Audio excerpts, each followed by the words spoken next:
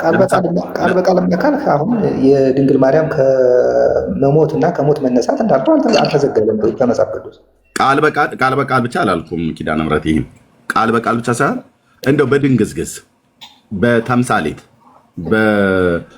በቀኔ እንደው የተጻፈ ነገር ካለ እንደው በድንግዝግዝ እንኳን ልናየው የምንችለው ነገር እንኳን ካለ የግድ ቃል በቃል አምጣ ብዬ አልልህም። እንደዛ የተጻፈ የለም። በምሳሌነት በተምሳሌት በትንቢት በቀኔ የተነገረ ካለ እንኳን እሱን ልታሳየን ይገባ ነበር፣ ግን የለም ማለት ነው። የለም ማለት ነው። ለምሳሌ ማርያም ቤዛይተ ኩሉ ዓለም ብላችሁ ትላላችሁ። መጽሐፍ ቅዱሳዊ ነው ብለን ስንል ምን እንደምትሉት መልስህን የማርያም ቤዛይተ ኩሉ ዓለምነት መጽሐፍ ቅዱሳዊ ነው? ኪዳነ ምሕረት አንዱ ነገረ ማርያም ትምህርት ማለት ነው። የዓለም ቤዛ ናት ማርያም። ቅድስት ድንግል ማርያም የዓለም ቤዛ የምትባለው እሷ በመሞት ወይም ደግሞ ለሌሎች ናት ወይ ነው በማፍሰስ ምናምን አይደለም። ናት ወይ ነው ያልኩት። ናት አይደለችም። ለድንግል ማርያም ቤዛዊተ ኩሉ ስትባል ጌታችን ኢየሱስ ክርስቶስን በመውለድ ኦኬ፣ በመውለድ እሱ መጽሐፍ ቅዱሳዊ ነው። መጽሐፍ ቅዱሳዊ በመውለዷ የክርስቶስ እናቱ በመሆኗ ቤዛ ተብላለች ብሎ የሚለው መጽሐፍ ቅዱሳዊ ነው። እሱማ ቃል በቃል የለም እኮ እየነገርኩ ነው። የለም። ስለዚህ መጽሐፍ ቅዱሳዊ አይደለማ ታዲያ። መጽሐፍ ቅዱሳዊ አይደለማ ታዲያ። ኪዳነ ምሕረትዬ አየህ፣ ቃል በቃልም አይደለም በድንግዝግዝም ቢሆን የለም። የለም። ነገረ ማርያም ትምህርት ቤዛ ብላችሁ ያላችኋት መጽሐፍ ቅዱሳዊ አይደለም፣ ቃል በቃልም የተጻፈ የለም። ታዲያ ቤዛ የታላችኋት ለምንድን ነው ተብሎ ሲባል እናቱ ስለሆነች ነው ብላችሁ አላችሁ። እናቱ ስለሆነች እናቱ መሆኗን እናውቃለን። እናቱ ስለሆነች ቤዛ ተብላ ተጠርታለች ወይ? የለም። በግልጥ እንደዚህ በግልጽ የተጻፈ ቃል በቃል የተጻፈ ብቻ አይደለም፣ በድንግዝግዝም የተጻፈ የለም። እናቱ መሆኗን በግልጽ ተጽፏል። መጽሐፍ ቅዱስ የጌታችን እናት መሆኗን ማርያምን የአዲስ ኪዳን ሐዋርያት ብዕራቸውን አንስተው ጽፈዋል፣ በመንፈስ ቅዱስ ተነድተው ማለት ነው። ምንም ሳይሰቀጠጡ እናቱ ብለው አድምቀው ጽፈውታል። ደጋግሞ ከተጻፉት ሐዋርያቱ ከጻፉት አንዱ እናቱ መሆኗን ደጋግመው ጽፈዋል። ኦኬ፣ ይሄንን የጻፉትን ያህል አማላጅ መሆኗን ግን አልጻፉም። ቤዛዊተ ኩሉ ዓለም መሆኗን ግን አልጻፉም። እንደዛ የለም።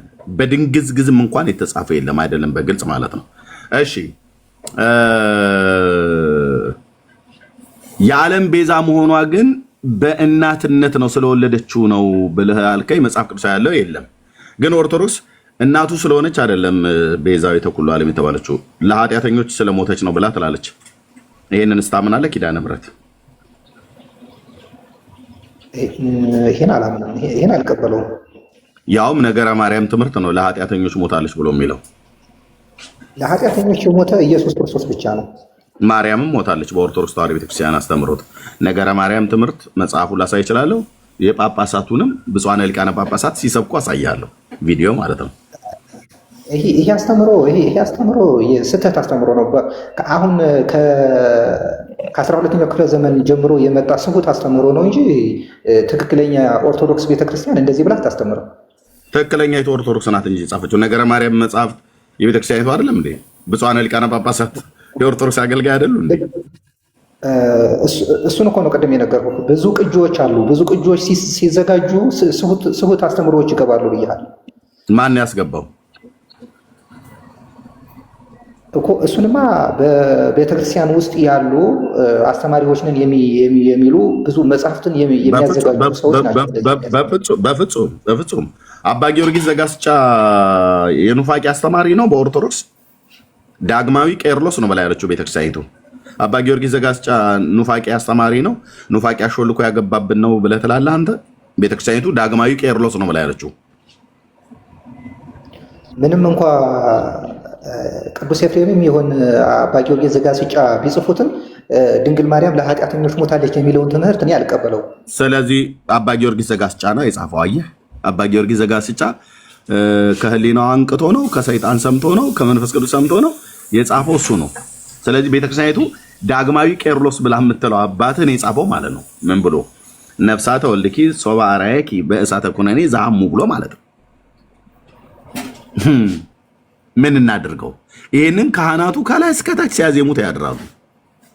ሰላም ህመማት ላይ አለ። አየው ችግሩ ሌሎች አስገብተውብን ነው። ቆይ ሌሎች አስገብተውብን ነው ብላችሁ የምትሉትን እንዴ የራሳችሁ መምህራን ናቸው ያስገቡት። የራሳችሁ አባቶች ብላችሁ የምትሏቸው ሰዎች ናቸው ያስገቡት። ይሄንን ልሙትላቸው ብላ ሞተችላቸው ብሎ ያለው ሰላም ሕማማት ላይ ነው። አባ ጊዮርጊስ ዘጋስጫ ማለት ነው።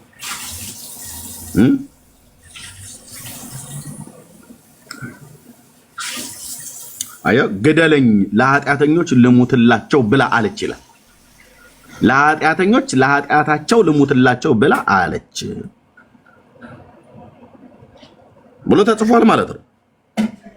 ማን ይሄንን የጻፈው? የቤተ ክርስቲያኒቱ አንቱ የተባለ ጉምቱ የተባለ ዳግማዊ ቄርሎስ እያለች ምንድነው ምንድነው የቁልምጫ ስም ያወጣችለት የወሎ ሰውዬ ነው የጻፈው። ስለዚህ ለኃጢአተኞች ሞታለች ብሎ የሚለውን አንድ መምህር አይደለም የተናገረው፣ በቤተ ክርስቲያኒቱ መጽሐፍ ተጽፎ የተገኘ ነው። ስለዚህ ይሄ ሳው መጽሐፍ ቅዱሳዊ አይደለም። ማማለዷ መጽሐፍ ቅዱሳዊ አይደለም። ቅድም እንዳልኩ ነገረ ማርያም ትምህርትን ይሄን ሁሉ ያካተተ ነው። ከዛ ወደ ወንድሞች ተሰጣቸዋለሁ ስለመጡ ማማለዷ መጽሐፍ ቅዱሳዊ አይደለም። ምንም ሊገናኝ አልቻለም ከዮሐንስ ወንጌል መጽሐፍ ምዕራፍ 2 ጋር ካገናኛው ጋር ልታገናኘው ከፈለከው ጋር የለም። መሞቷና ማነው ከሙታን መነሳቷና ማረጓን መጽሐፍ ቅዱሳዊ አይደለም። የለም መጽሐፍ ቅዱስ ምንም አይነት በግልጽ አይደለም በድንግዝ ጊዜ የተጻፈ የለም። ቤዛ መሆኗን የተጻፈ የለም። በሁሉ ቦታ ትገኛለች ብሎ የሚለውን ቅድም አለ ብለኸኛል። እሱን ታሳየኝና ከዛ እንቀጥላለን። እንደዚሁም ለኃጢአተኞች ሞታለች ብሎ የሚል መጽሐፍ ቅዱስ ላይ የለም። ቤዛ የተባለችው ክርስቶስን ስለወለደች ነው አልከኝ እንጂ አንተ ቤተክርስቲያኒቱ ግን አይ ክርስቶስን ስለወለደች አይደለም፣ ለ9999 ነፍሳት ተኮንነው ገሃነመ እሳት ሲወርዱ አሳይቷት ልሙትላቸው ብላ ስትለው ሙችላቸው ብሎ አላት ይላል። ኦኬ አንቺም ለነዚህ ኃጢአተኞች በኃጢአታቸው ካልሞትሽላቸው በገሃነመ እሳት ወርደው ይቀራሉ። ይህን ከማለቱ በፊት ግን ይላል ሕማማተ መስቀል። ይህን ከማለቱ በፊት ግን እኔ ደቂቀ አዳምን ያዳንኩት ተገፍፌ ተገርፌ ተሰቅዬ ሞቼ ተቸንክሬ አይደለምን? አንቺም ለነዚህ ነፍሳት በኃጢአታቸው ካልሞትሽላቸው በገሃነመ እሳት ወርደው ይቀራሉ ብሎ አላት። ስለዚህም ውህብት ስውጥት ብለው አላት። ወልድኪ ነፍሳተ ሶባ አርአየኪ በእሳተ ኩነኔ ዘሐሙ ብሎ እንዳለ አባ ጊዮርጊስ ብላ ዋቤ ጥቅሰውልናል። መጽሐፍ ቅዱሳዊ ነው አይደለም። ነገረ ማርያም ትምህርት ከላይ እስከታች በኦርቶዶክስ እንደጻፍኩት ነው። ላይጠራ የቆሸሸ ትምህርት ማለት ነው። እንደ ሽንፍላ ቢታጠብ መጽሐፍቶቹ ቢገለጡ እያንዳንዱ መጽሐፍት ቢወጣ በነገረ ማርያም ስም በማርያም ስም የተጻፈ ቅዳሴ ማርያም፣ ድርሳነ ማርያም፣ ውዳሴ ማርያም፣ ለሃ ማርያም፣ ታምረ ማርያም በማርያም ስም የተጻፉ መጽሐፍቶች የትርጓሜ መጽሐፍቶች ያሬድ ጻፋቸው የተባለው ከመዝሙራት መጽሐፍት ሁሉ ጀምሮ በሙሉ ሲታጠቡ ቢውሉ ሊጠሩ የማይችሉ እኔ በጥሩ ሽንፍላ የመሰልኩት ማለት ሽንፍላ እንኳን ብዙ ውሃ ካፈሰስክበት በጥንቃቄ ካነበብከው ይጠራል። ብዙ ውሃ ሊፈጅብህ ይችላል እንጂ ይጠራል። ይሄን ግን ላይጠራ የቆሸሸ ብያልኩት ለምንድን ነው? እናጥራው እንኳን ብለን ስንናገር እንደዚህ በመረጃ እንኳን መጽሐፍ ቅዱሳዊ ነው ብለኝ ከዛ መጽሐፍ ቅዱሳዊ ያለ በየመደደ መሆኑን ጠየቅኩ። ከዛስ አብራራው ብዬ ስል ግን የለም ታማልዳለች አልከኝ። ከዛ ሄድን ገሊላ ቃና ሰርግ ቤት ዶኪማስ ቤት ጓዳ ጎርጓዳ ገባን። እመቤቴ ነግራቸው ጭንቋቸውን አይታ ተረታ ልብ አዋቂ ስለሆነች ምናምን ነገር የተባለውን ሁሉ በሙሉ መጽሐፍ ቅዱሳዊ አይደለም፣ ፈረሰ ማለት ነው።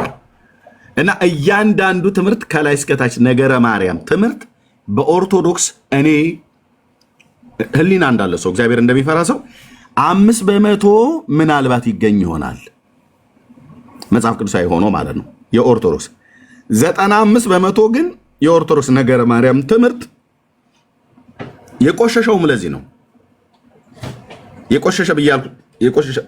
የቆሸሸ ብያልኩትም ለዚህ ነው። ታጥቦ አይጠራም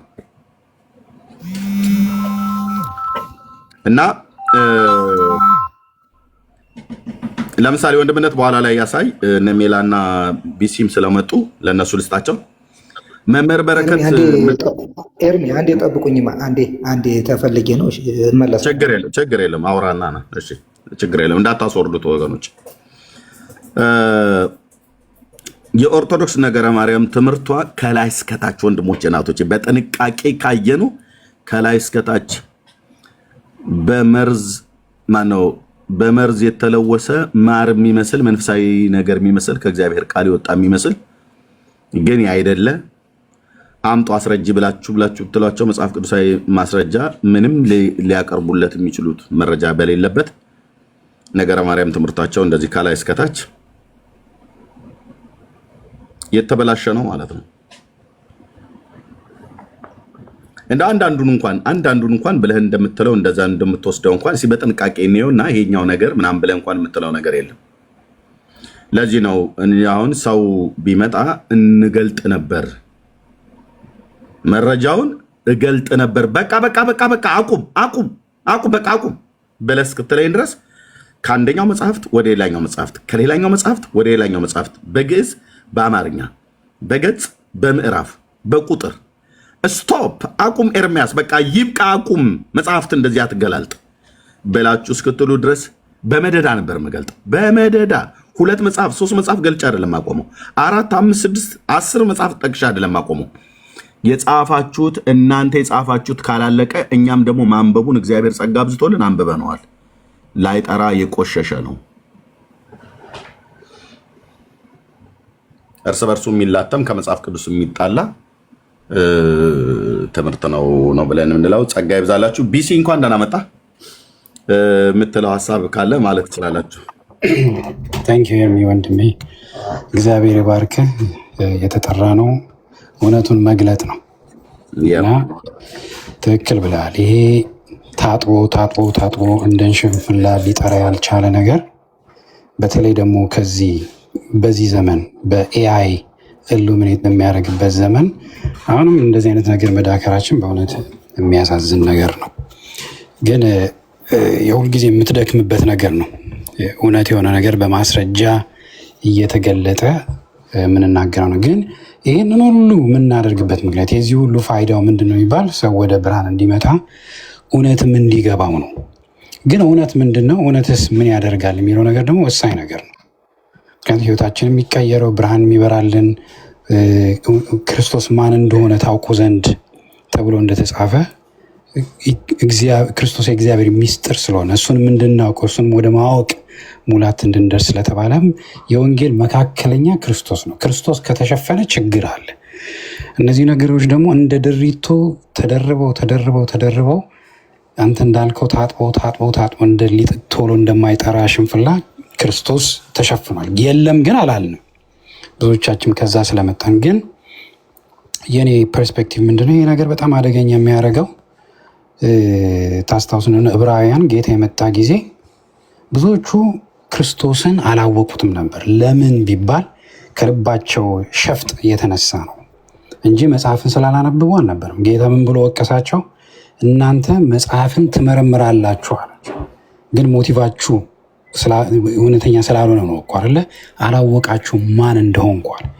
ምክንያቱም የፈሪሳውያን ሰዱቃውያን ጻፎች ያውቃሉ እኮ፣ እንዲሁም በቲዎሎጂ እኮ ሁሉ ይከራከሩ ነበር። አንዱ በትንሣኤ ያምናል፣ አንደኛው አያምንም።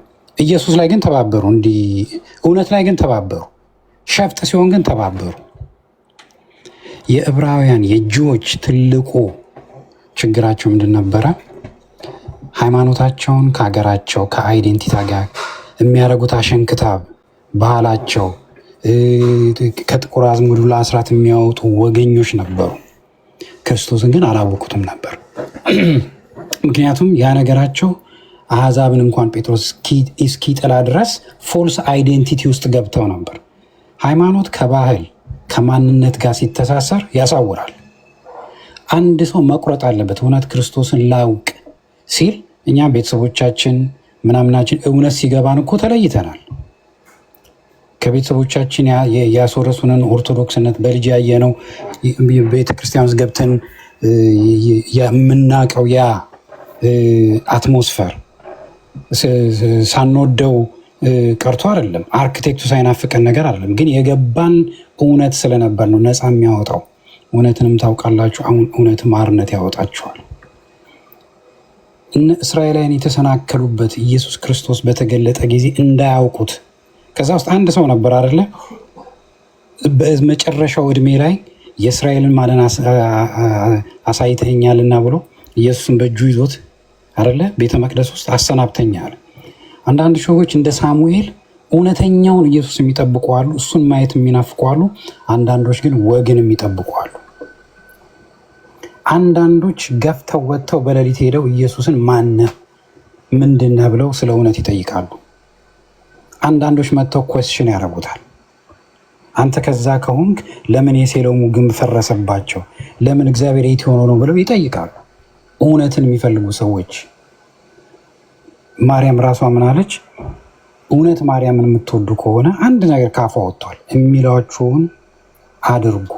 እስቲ እውነት ማርያምን የምትወዱ ከሆነ አንድ የተናገረች ካፏ የወጣ በቃ በመጽሐፍ ቅዱስም የተጻፈው እሱም ብታደርጉ ጌታ ይበራላችኋል። አንዲት አብራኝ የተጠመቀች ልጅ ስትመሰክርልን የዓመቱን ማርያም በትልቅ ድግስ ነበረ የምታከብረው። ባለሀብት ነበረች እና ስትመሰክርልን የዛን ጊዜ ቻሌንጅ የተደረገችው በዚህ ቃል ነበር። ስለ ማርያም አንገቴን እሰጣለሁ ትል ነበር።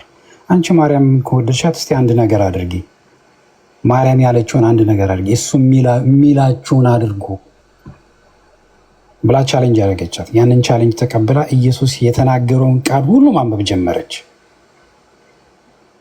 ጌታም ገባት። የአማኑኤል ህብረትን ታውቀዋል ኤርሚ? ዳንኤል አለማየሁ ሲመሰክር ምን ሲል ሰማሁት? እንደ ፔንቴ ብቻ ነው እንዲህ ባይብል የሚያጠናው እኛ የምናጥና ብለው ባይብል ስተዲ ሲጀምሩ የቃሉ ብርሃን በራላቸው። ሌላ አደለ እውነት ገባቸው። በእውነት እናንተ የዓለም ብርሃን ናችሁ የሚለው ኢየሱስ ሲገባን ነው። ኢትዮጵያ ውስጥም እኛ ከአገር ፍቅር ጋር ከባንዲራ ጋር ከማንነት ጋር የተያያዘው ነገር አስሮ ይዞናል። የማርያም ታምረ ማርያምን ያለመቀበል አይዴንቲቲን ማጣት፣ ለፈረንጅ መገዛት ምናምን ይመስላል። አይደለም። ከወገን ከቋንቋ በመካከል የነበረውን የጥል ግድግዳ አፍርሶ ከመካከላቸው አንድን ሰው ይዘራ ዘንድ ተብሎ በኤፌሶን ላይ እንደተጻፈው እግዚአብሔር አይሁድ የለም፣ እስኩስቲስ የለም፣ ሴት የለም፣ ወንድ የለም ብሎ ከሁሉ ከነገድ ከቋንቋ ከዘር ሁሉ መርጦ አንድ ሰውን ሰርቷል። በክርስቶስ አንድ አድርጎናል። ወደዛ ህብረት ግቡ ነው የምንለው። ሌላው በጠቅላላ ሰከንደሪ ነው።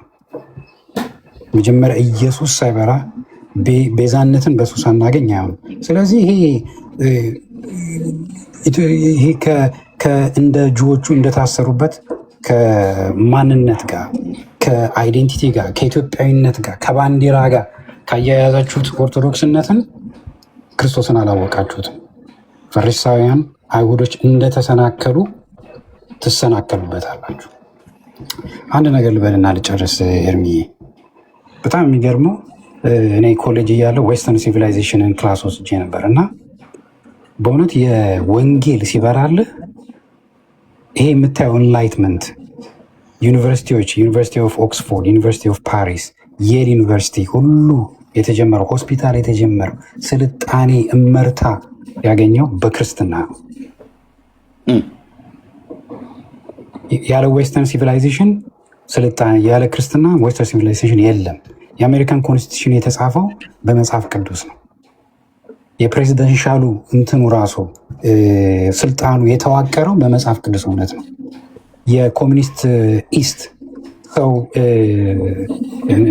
ናቹራል አኒማል ነው፣ ሶሻል አኒማል ነው ሲል እነሱ ግን እዚህ ነው ሰው በፍጥረቱ ክፉ ነው የሚለውን ቃል ወስዶ ሰው ክፉ ነው፣ የአዳም ኃጢአት አለበት፣ ሊታመን አይችልም ብለው ቼክን ባላንስ ያስፈልገዋል ብለው ጁዲሻሪ የፕሬዚዳንትና የሴኔት ለሶስት ተከፍሎ ፕሬዚዳንቱ አብሶሉት የሆነ ፓወር እንዳይኖረው፣ ምክንያቱም ኢቨን ምን ይባላል ፓወር ኮራፕት ያደርጋል። አብሶሉት ፓወር ደግሞ አብሶሉትሊ ኮራፕት ያደርጋል ተብሎ የመጽሐፍ ቅዱስ እውነት ኤቲክስ ብትመለከት ሎ የተጻፈው ኮንስቲቱሽኑ የተጻፈው የመጽሐፍ ቅዱስ ተገልጦ ነው። እኛ አስቀድመን ከሁሉ ቀድመን የተቀበልን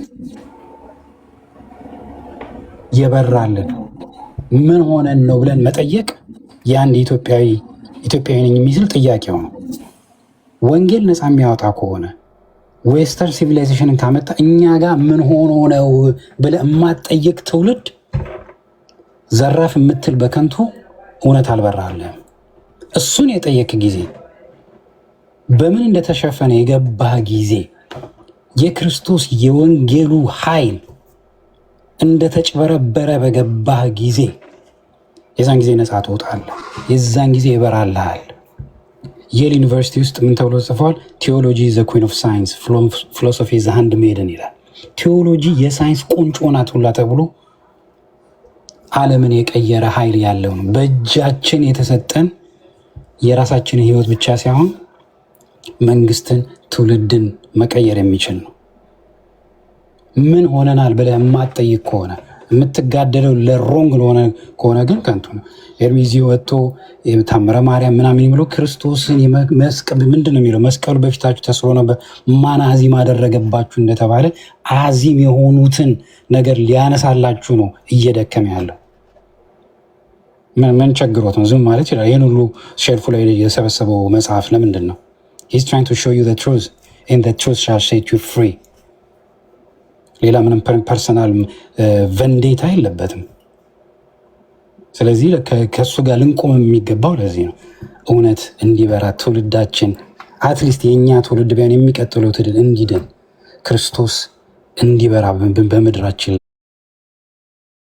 ላይ ዝንኬ የሆነ ድሪቶ የሆነ ነገር እንዲነሳ ወንድሞቻችን አይናቸው እንዲበራ ነው። አመሰግናለሁ ኤርሚዬ። ቴንኪ ወንድምነት። ያው በቃ የዋናው ትጋታችን ሁሌ እንደምነግራችሁ ምንድነው አቺቭ ልናደርግ የፈለግነው ከዚህ ውስጥ ኦኬ።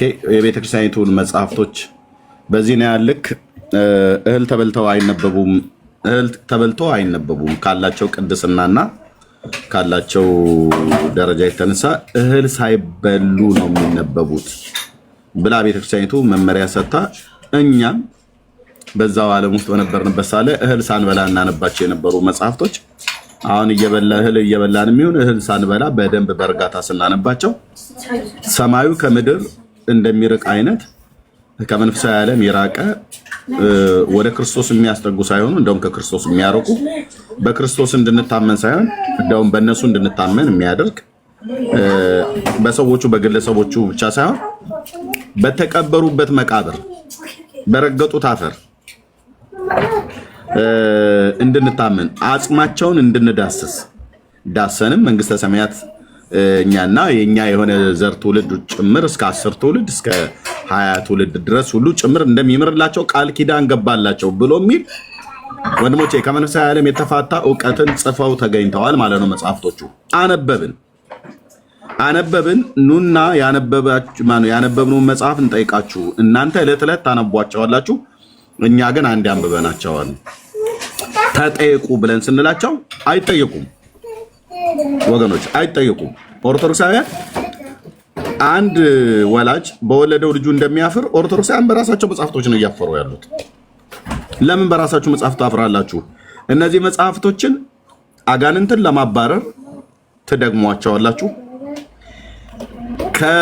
ከዛ መንፈሳዊ ሰው ከተባለው ሰው ከገድሉ ትሩፋት በረከት ለመካፈል ትደግሟቸዋላችሁ። ለትምህርታችሁና ለሃይማኖታችሁ ማጽኛ ትደግሟቸዋላችሁ። የዘላለምን ሕይወት ለማግኘትም ትደግሟቸዋላችሁ። ልብ በሉ፣ የዘላለምን ሕይወት ለማግኘት በስጋም ፈውስን ለማግኘት ለመድኃኒትነት ማለት ነው ይተሻሿቸዋል። እነዚህን መጽሐፍቶች መተሻሸት ብቻ ሳይሆን ገድላቱን መጽሐፍቶችን እናቶችን ሁሉ ጭምር አስጎንብሰው ያሳዝሏቸዋል። አሁን በገዳማት ማለት ነው ቪዲዮ እናሳያችሁ እንችላለን። ገድል የማዘል አልወልድ ብለው ያሉ እናቶቻችን ይወልዳሉ ተብለው እነዚህን መጽሐፍቶች እዘሏቸው ተብለው እናቶች እየተጎነበሱ ያዝላሉ። ለምን? እነዚህ መጽሐፍቶች የያዙ እነዚህን ገድላት የተሸከሙ በጀርባቸው ልጅ ይጸንሳሉ ብለው ለልጅ መስጠት፣ ለስጋዊ በረከት፣ ለስጋዊ ፈውስ፣ አጋንንትን ለማባረሪያ፣ የዘላለምን ሕይወት ለማግኘት፣ ለሃይማኖት ማጽኛ ይጠቀሟቸዋል፣ ያነቧቸዋል። አንድ ኦርቶዶክሳዊ መጽሐፍ ቅዱስን ለአጋንንት ማባረሪያ ብሎ ሲያነብም እንዲያነብብ ሲበረታታ አይተናነቅም። ድርሳነ ሚካኤል ነው የሚነበበው። እኔ ደግሞ በጣም በጣም የሚገርመኝ ከዛው ቤተ እምነት ውስጥ ወጥተን እኛ ከወጣን በኋላ እቺን ቤተክርስቲያን አታውቋትም ይላሉ። ወዳጄ አንተና ዘርህ ናቸው የማታውቋት። እኔማ በደንብ ነው የማውቃት፣ በደንብ ነው የምናውቃት። ከዛ ነው የወጣ ነው። ከዛ ኦርቶዶክስ ተዋሕዶ ቤተክርስቲያንን አታውቃትም ብሎ ማለት ማላገጥ ነው በእኔ ላይ። ተናዳችሁ ካልሆነ በስተቀር አሁን አንድ ኦርቶዶክሳዊ መጥተህ ስለ ኦርቶዶክስ ኤርሚያስ ብለህ ልትነግረኝ አትችልም። ምክንያቱስ እዛው ቤት ነው ያደግነው። ዘር ትውልዴ በሙሉ እዛው ቤት የነበረው እያንዳንዳችን። ቢሲም ብጠይቀው ልክ እንደዚሁ ማለት ቅድም ሲያወራ እንደነበረው ወንድምነት ብሩኬም ብጠይቀው ልክ እንደዚሁ ማለት ነው። ስለዚህ መጽሐፍቶቻችሁ በሙሉ የሚያወሩቱ የኦርቶዶክሳውያን መንፈሳዊ ዕውቀት የሚቀዳው ከእነዚህ መጽሐፍቶች ነው። ምእመኑ የሚያውቀው እነዚህ መጽሐፍቶች ነው። ለጸሎት የሚደግማቸው እነዚህ መጽሐፍቶች ነው። ለስጋዊ ፈውስ የሚተሻሻቸው እነዚህ መጽሐፍቶች ነው። እነዚህን መጽሐፍቶች ያነበበ ያስነበበ የደጎሰ ያስደጎሰ ቆሞ ሲያነብ የሰማ የ80 ዓመት ኃጢአቱ ቁጭ ብሎ ምናምን ነገር የ40 ዓመት እየተባለ ቀልድ ማለት ነው። ታዲያ እንዴት ሰው በራሱ መጽሐፍ እንዴት ያፍራል? አንድ ወላጅ በወለደው ልጁ እንደሚያፍር ኦርቶዶክስ በጻፈችው መጽሐፍ እያፈረች ነው። አንገታቸውን በአደባባይ ላይ ደፍተው ይሄዳሉ። ለምን? እነዚህ መጽሐፍቶች ምን እንደሚሉ ይኸው አፌን ሞልቼ እነግራችኋለሁ። ምን እንደሚሉ ስላነበብኩ ኑና እንጠይቃችሁ፣ ስላነበብን ኑና እንጠይቃችሁ። ትክክል አይደሉም እነዚህ መጽሐፍቶች የቤተክርስቲያን። በእርግጥ ነገሩ ደስ የሚለው አባቶች ከላይ ሰምተውናል። ኦኬ፣ ከኛ ተቀብለው ነው መጽሐፍቶቻችን ጥራት ይጎላቸዋል ያሉት ብፁዕነታቸው። የሊቃውንት ጉባኤ ስብሰባን ጠርታ በዘመኗ ኦርቶዶክስ እንደዚህ አይነት ስብሰባ አድርጋ አታውቅም። እኛንን ቁጭ እንድትል ያደረግናት መጽሐፍቶቿ ማለት ነው። ግን ወንድማችን ይቅርታ ማለት ነው። እንዴት ዋላችሁ? እግዚአብሔር ይመስገን። እህታችን ከየት ቤተ እምነት ነው? እኔ ኦርቶዶክስ ነኝ። እሺ፣ እንኳን ደህና መጣሽ። ሶሪ በነገራችን ላይ የምትለው ነገር ሁሉ እኛ ኦርቶዶክስ ውስጥ መልስ አለን፣ ሙሉ መልስ ማለት ነው። እኔ ለመልስ ባልበቃም ከእኔ በላይ የሆኑ ወንድሞቻችን፣ ብዙ እውቀት ያላቸው ወንድሞቻችን አሉ። ሲቀጥል ደግሞ እናታችን ቅድስት ድንግል ማርያም ደግሞ አማላጅ ናት፣ ታማልደናለች፣ ንጽሕት ነች። የጌታችን የመድኃኒታችን የኢየሱስ ክርስቶስ እናት ናት። ይሄንም እኛ እናቱ አይደለም አላልንም? እናቱ መሆኗን ታዲያ እሺ፣ አንድ ጥያቄ ልጠይቅህ። እንዴት ኢየሱስ ክርስቶስን ወድደህ እናቱን እንዴት ትጠላለህ? አንተ እናትህን ጠልተህ እንዴት እናትህን ጠልተውብህ አንድ ሰው ልትወደው ትችላለህ? ሲቀጥልስ ደግሞ እምነትስ ምን ያክል ነው በሚለው ደግሞ አዳራሽ ዘግተህ ከመጨፈር ውጭ ሌላ ምን ታውቃላችሁ? እውነት ለማውራት ወንጌልንም ራሱ እያለፍክ ነው የምታነበው እንጂ ቀጥታ ወንጌሉን ራሱ ተርጉም ስትባል የላችሁም። እውነት ለማውራት ማለት ነው። አዎ እናታችን ቅድስት ድንግል ማርያም አማላጅ ናት። የጌታዬ የመድኃኒቴ በመጽሐፍ ቅዱስ አስደግፊልን እስኪ። የኛ ነው ያዳራ እናቱ ነች። ይኸውልህ እህታችን፣ ቆይ እናቱ ነች። እህታችን አወራሽ አይደል? እኔም ደግሞ ላውራ። እኛ ደግሞ የምንሰግድላት እኛም ደግሞ ላውራ እኮ ነው። እኛ አምላካችን ይኸው ላስረዳ። አምላካችን መድኃኒታችን ተረድቻለሁኝ።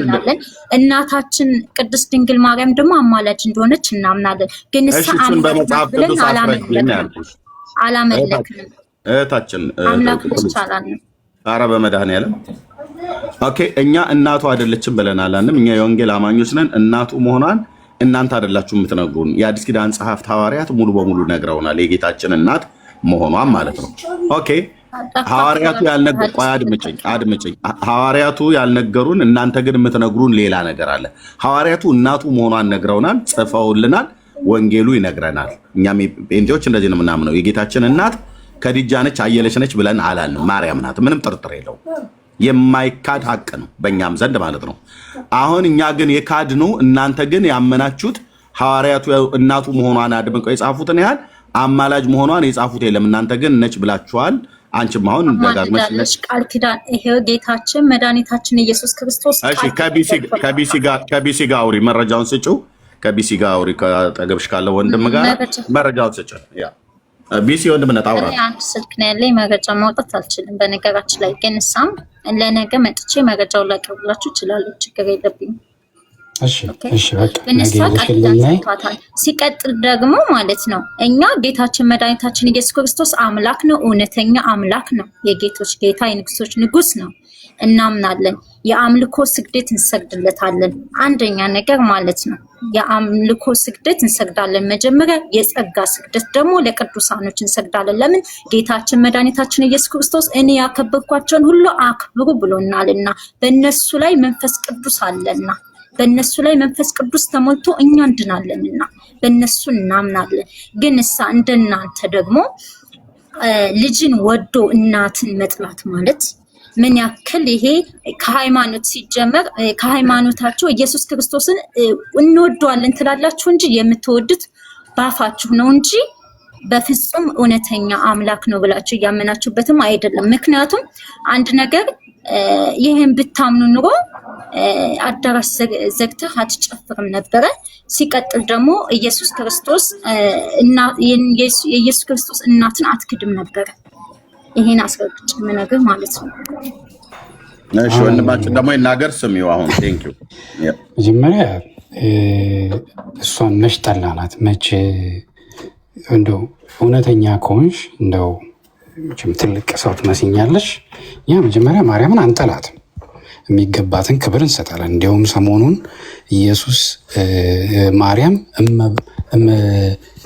እማምላክ ትባላለች በሚለው ላይ አዎ ትባላለች። ፍጹም ሰው ፍጹም አምላክ የሆነውን ጌታ በሆዷ አድርጋለች። ትልቅ ትውልድ ሁሉ ብፅዕት እንደሚሏት ብፅዕት ነች እንላለን። የተከበረች የተወደደች የእምነታችን ቁንጮ ምሳሌያችን ናት። ማርያምን የሚመስል የለም እያለን ነው። ግን አሁን እናንተ እኛ እኮ የተቃወምነው እናንተ የምትሉ ወደ አምላክነት ደረጃ ስላስጠጋችኋት ከዛም አልፎ እንዲሁም ዓለም ሳይፈጠር በፊት እንደነበረች ቅድም ብለን አላስተማርንም። እንደዛ ብሎ ትምህርት የለም በኦርቶዶክስ አትዋሹ ማለት ነው። እኛ ምንድነው የፈጠራትም እግዚአብሔር ነው። የፈጠራትም እግዚአብሔር ነው። ረቂቅ ከተማ ያደረጋትም ያደረባትም ራሱ እግዚአብሔር ነው። እናታችን ቅድስት ድንግል ማርያም ከበፊት የነበረች ናት ብለን በኦርቶዶክስ ቤተክርስቲያን አላስተማረችም።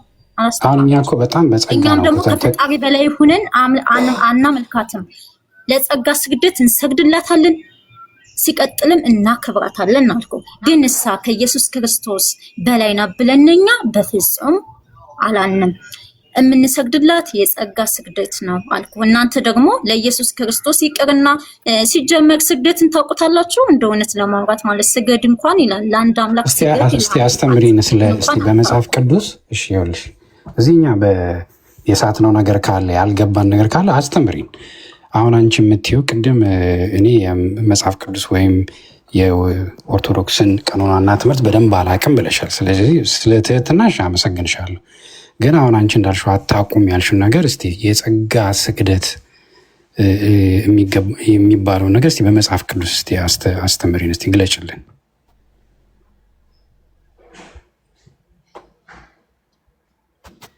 የአምልኮ ስግደት አለ ብለሻል። እሺ እሱም መጽሐፍ ቅዱስ ይላል ክብር፣ ምስጋናና ክብር ስግደት የሚገባው አንድ አምላክ ይላል።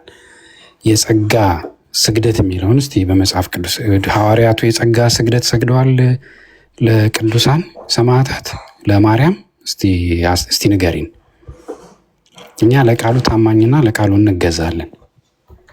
ወረድሽን እመቤት።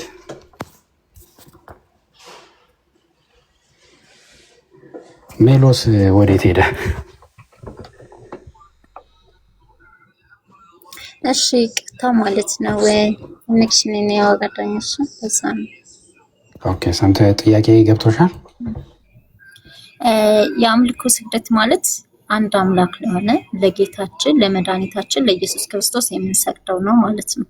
የጸጋ ስግደት ደግሞ የምንለው ኢየሱስ ክርስቶስ ያከበራቸው ለነሱ ነው የምንሰግደው ማለት ነው። እነሱ እነማን ናቸው? ለቅዱሳኖች ማለት ነው። ለምን? በጌታችን በመድኃኒታችን በኢየሱስ ክርስቶስ አምነው ሰማዕታት የወሰዱ ብዙ ቅዱሳኖች አሉ አይደል? ለምሳሌ እነ ሰማዕቷ ቅድስት አርሴማ አሉ። ስለዚህ የጸጋ ስግደት እንሰግዳለን። ለምን እግዚአብሔር እኔ ያከበርኳቸውን ሁሉ አክብሩ ብሎናልና መንፈስ ቅዱስ በእነሱ ላይ አለ። የቱ ጋር ነው ያለው? ለምሳሌ ሰዎች በተለምዶ እርዱኝ እረዳችኋለሁ ብሏል ይላል። ለምሳሌ እንደዚህ የሚል ነገር መጽሐፍ ቅዱስ ውስጥ የለም። እኔ ያከበርኳቸውን አክብሩ የሚለው የቱ ጋር ነው የተጻፈው? እንደዛ የሚል አለ?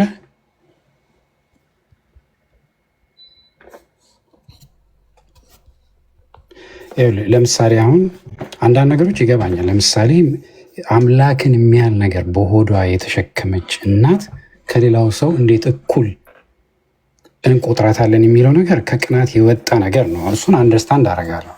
ለምሳሌ ሐና እናቷ፣ ኢያቄም አባቷ አለ አይደለ? አሁን በእናንተ ትምህርት ለምሳሌ ሐና ድንቅ የሆነች ልጅ የወለደች የመለኮት አያት የሆነች ሐና መናገር ይችላለሁ። ነገሩ እውነት ሊመስል ይችላል። ወደዛ እየገፋ ነው ልንሄድ ይገባል ወይ? ለዚህ እኮ ነው ከተጻፈው አትለፍ የተባለው። ስለዚህ መጽሐፍ ቅዱስ ሊሚት ካልሰጠንና እሱ ሪፈረንሳችን ካልሆነ በብዙ ነገር ልንስት እንችላለን። ስለዚህ አሁን የጸጋ ስግደት አትሰግዱም ብለሽ እንደወቀስሽን በእውነት ጫን ብለሽ እንደወቀስሽን የጸጋ ስግደት ምን ማለት እንደሆነ እስቲ ንገሪኝ፣ በመጽሐፍ ቅዱስ በቃሉ አድርገሽ ማለት ነው።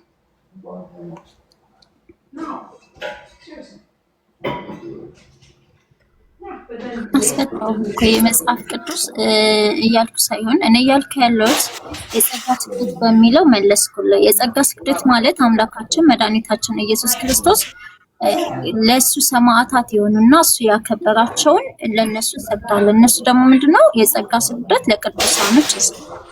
ከዚህ በላይ ደግሞ ማስረጃ ካልክ ደግሞ እኔ ነገ መጥቼ በደንብ ማስረጃውን ልሰጥ እችላለሁ። እሺ ግን አንድ ጥያቄ ጠይቅ ማለት ነው በቻልኩት ደግሞ አይ ትክክል። በእውነት በጣም አድንቄሻለሁ እውነተኛ ስለሆንሽና በትህትና ስለነገርሽን። ግን ለምሳሌ አሁን ሮሜ 8 ላይ ምን ይላል?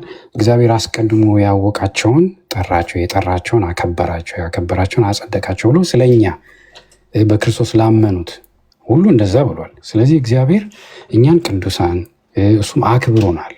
ምክንያቱም ኢየሱስ ክርስቶስ ራሱን አሳልፎ ስለሰጠ። ስለዚህ በእግዚአብሔር ዘንድ እኛ የተመረጥንና እሱ ራሱ ያከበረንን ከእኛ ሳይሆን ከእሱ የተነሳ እግዚአብሔር የተለዩ ሰዎችን በተለየ ሁኔታ አክብሮ ለእነሱ የተለየ አክብሮት ስጦ አላለም። ገብቶሻል? እነዚህን ጥያቄዎች መመለስ ያስፈልጋል። እና የቶቹ ናቸው የተከበሩ የተባለ? ልክ ነው ለማርያም የተባለ ነገር አለ። ከጌታችን ከመድኃኒታችን ከኢየሱስ ክርስቶስ አብልጠን ለእነሱ ክብር እየሰጠን አይደለም።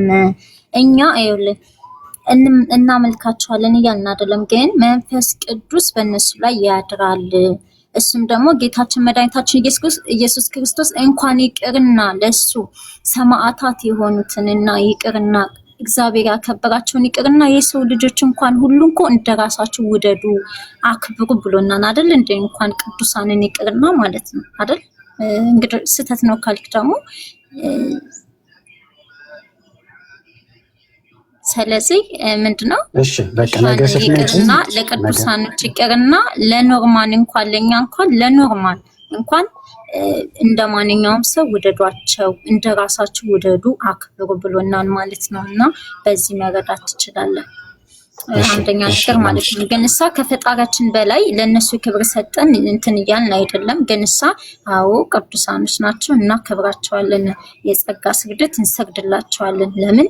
ለጌታችን ለመድኃኒታችን ለኢየሱስ ክርስቶስ አምነው ሰማዕታት የሆኑ ናቸው እና እናታችን ቅድስት ድንግል ማርያምም ንጹሒት የሰርግ ቤት ብሎ የረቂቅ ከተማ ኃያል ጌታ መድኃኒታችን ኢየሱስ ክርስቶስ ያደረባት 9 ወር ተሸክማ የጸነሰችው የወለደችው ማለት ነው። ስለዚህ እንደሷ ንጹሕት የለም። ስለዚህ እሷን ደግሞ እንደምንም እንትን ብላችሁ ወደታች ዝቅ ልታረጓትም አትችሉም በፍጹም። እናንተ ዝቅ ብታረጓትም እግዚአብሔር ደግሞ በዚህ እናንተ እናቱን እንደዚህ የዚህን ያክል ዝቅ ያደረጋችሁ ልጅን አመልከዋለሁ አከብረዋለሁ ማለት በፍጹም ጌታ ሆይ ያለኝ ሁሉ መንግስተ ሰማያትን አይወርስም ትእዛዜን ይፈጽም እንጂ ይላል ቃሉ እንኳን ማለት ነውና በዚህ መልኩ ባትሄዱ መልካም ነው።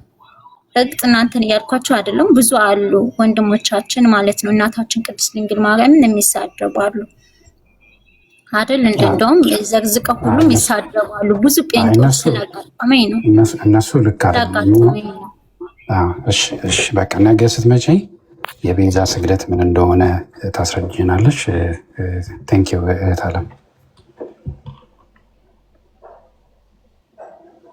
ኤርሚ አለ አሎ፣ ሰላም ነው? እኔ ነው። አይ እንኳን ደህና መጣ ኤርሚ። ያኛው ዋናውን ኤርሚን ነበር። ሰላም በለንና ጨዋታችንን እንቀጥላለን። ኤርሚያስ ከየት ቤተክርስቲያን ነህ? እኔ ልማር ነው የገባው፣ ዝም ብዬ ልሰማ ነው። ሰላም ብያለሁ ሁላችሁ ነው።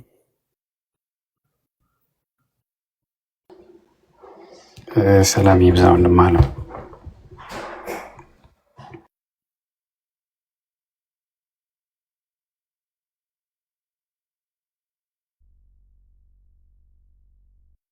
ምናልባት ቃል ስጋ ሆነ ቆንጆ ስትወያይ ሰምቼሻለሁ። በተደጋጋሚ ግን ስትይ የነበረው እኛ ማርያምን አናመልካትም የሚል ነበር ስትናገር የነበረው እና እንደው ፈቃድሽ ከሆነ አንድ ጥያቄ ልጠይቅሽ።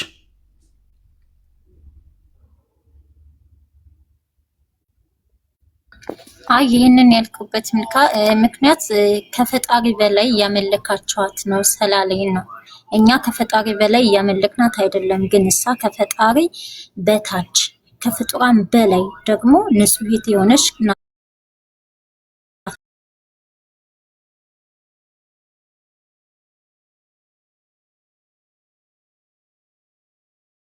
እግዚአብሔር በላይ ታመልኳት እያመለካችኋት ነው ባለኝ መልኩ ነው ይሄንን የመለስኩለት እንጂ አናመልካትም እያልኩ አይደለም። ግን እሷ ይሄንን ለመመለስ ያክል ነው። ተግባባን? እሱ ከፈጣሪ በላይ ማለቱ ነው ትክክል ያልሆነው እንጂ ከፈጣሪ እኩል ቢል ልክ ነበር። ከፈጣሪ እኩል ታመልኳታላችሁ ቢል እንደዛ አይደለም እኮ እሱ ያለኝ ያለው እናንተ ያመለካችሁ ያላችሁት ከፈጣሪ ነው፣ እንደ ፈጣሪ ነው ስላለኝ ነው። ከፈጣሪ በላይ ነው ያመለካችሁ ያላችሁት ስላለኝ እኔ ደግሞ ከፈጣሪ በላይ ሳይሆን ከፈጣሪ በታች እያመለክናት ነው። ግን እሷ አንድ አምላክ አለን፣ እሱም ኢየሱስ ክርስቶስ ነው። የምንሰግድለት የአምልኮ ስግደት እንሰግዳለን። ይሁን ደግሞ ቅዱሳን ደግሞ ለእናታችን ለቅድስት ድንግል ማርያም ደግሞ የጸጋ ስግደት እንሰግዳለን። ጥፋት ምንድነው? ቢሲ ከፈጣሪ በላይ ታመልኳታላችሁ ማለት ነው። እሷ ያለችኝ አሁን ከፈጣሪ በታች ነው የምናመልካት ነው አይደል? ቃል ስጋ ሆነ።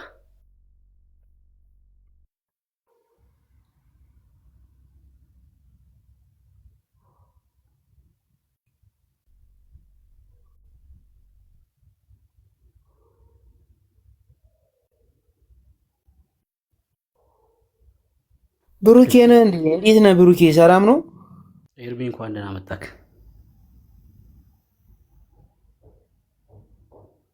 ስላየው ደስ ብሎኛል። ተባረክ። እኔም ስላየው ደስ ብሎኛል። አይ ፕሮፋይል ቀይራልኝ አይደል? አዎ ሌላ ሰው መሰልኩ አይደል? ስገባ ሌላ መስለኝ ነበር። ድምጽ ስሰማ ነው ያወቅኩት ወዲያውኑ። እሺ ስላየው ደስ ብሎኛል። እንኳን ደህና መጣክ። አለሽ እህቴ ቃል ስጋ ሆነ። አሜን።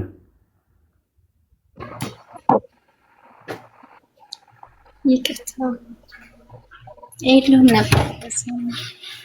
እሺ ሰው ከፈጣሪ በታች ነው የምታመልኳት እናንተ?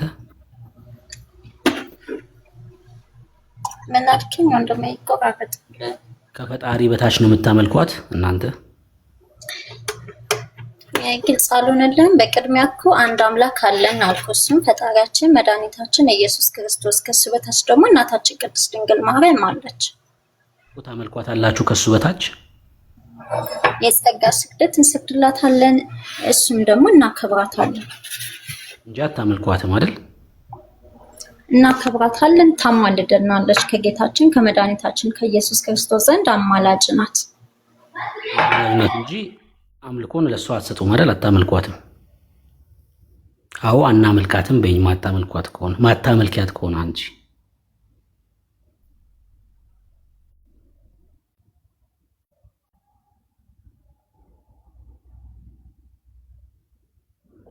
ኦኬ። ለምንድን ነው ይሄን ማንሳት የፈለግኩት? በኢትዮጵያ ኦርቶዶክስ መጽሐፍ ማርያም እንደምትመለክ ቃል በቃል ተጽፏል። እንደምትመለክ ቃል በቃል ተጽፏል። ለምሳሌ ሁለት ነገር አንስቼ ላሳያችሁ። አንድ አካል ዓለምን ፈጠረ ተብሎ ከተነገረለት ፈጣሪ ነው ማለት ነው። ለፈጣሪ ደግሞ ሁሉም ይገባዋል። ፈጠረ ተብሎ ከተነገረ ፈጣሪ ነው። ዓለማትን የፈጠረችው ማርያም ናት። በኢትዮጵያ ኦርቶዶክስ አስተምሮ ዓለማትን የፈጠረችው ማርያም ናት። አሁን የተጻፈ ነው እየነገርኳችሁ ያለሁት። ዓለማት በእሷ ከተፈጠሩ ፈጣሪ ናት ማለት ነው። ፈጣሪ ከሆነች ደግሞ ሁሉ ይገባታል። ለዚሁ ማስረጃ ደግሞ እንዲሆናችሁ እዚሁ መጽሐፍ ላይ ለማርያም የአምልኮ መስዋዕት እንደሚሰዉ ነግረውናል። የአምልኮን መስዋዕት ለማርያም እንደሚሰዋ በመጽሐፋቸው ላይ ጽፈዋል። ሰዎች በግለሰብ ደረጃ አናመልካትም ቢሉ እንኳን ቤተክርስቲያኒቷ በግልጽ ጽፋለች። እናመልካታለን፣ የአምልኮ መስዋዕት እንሰዋለን፣ ደግሞ ዓለም የተፈጠረው በማርያም ነው ብለው ጽፈውልናል። አይ ተሳስተሃል የሚል ሰው ካለ መግባትና አትዋሽ። ዓለም የተፈጠረው በማርያም ነው አላለም። አሁን ንጽሕት ቅድስት ድንግል ማርያም አይደለም አንተን የሚያስገኘች በእሷ ተምሳሌት ነው። ይሄ ነው ወቅ እንዳትረሳው። ምንድነው አንተንም ልታድን የቻለችው እናታችን ቅድስት ድንግል ማርያም። ለምን እናታችን ቅድስት ድንግል ማርያም ኢየሱስ ክርስቶስ ባትወልደው አንተ ልድን አትችልም። ይሄን ደግሞ እየመረረህ ዋጠው ማለት ነው። አይ እኔ ለምን እየመረረኝ ውጠዋለሁ? መጽሐፍ ቅዱሳዊ ስላልሆነ ንግግርሽ ትክክል አይደለሽም እልሻለሁ። እኔ በማርያም ልድን አልችልም። ማርያም እምቢ ብትል ይቀርባታል። የኔ መዳን አይቀርም፣ እሷ ነው የሚቀርባት። የመውጊያውን ብረት ብትቃወም ተብሏል ጳውሎስ። በአንተ ይብስባል ተብሏል። ይብስባታል ብትቃወም እምቢ ብትል እንጂ በእሷ ይቀርባታል እንጂ የእግዚአብሔር ፕሮግራም ይቀራል ማለት አይደለም። የእግዚአብሔር ፕሮግራም በእሷ ነገር ላይ የተመሰረተ ስላልሆነ ማለት ነው። እና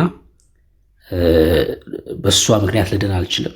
እሷ ራሷ በመውለዷ ነው የዳነችው። ለሷም ነበር የጌታ መወለድና አትዋሽ ላልሽኝ ግን ማስረጃ የምትፈልጊ ከሆነ ማስረጃ እናሳይሻለን። የኢትዮጵያ ኦርቶዶክስ እንደዛ ብላ እንደጻፈች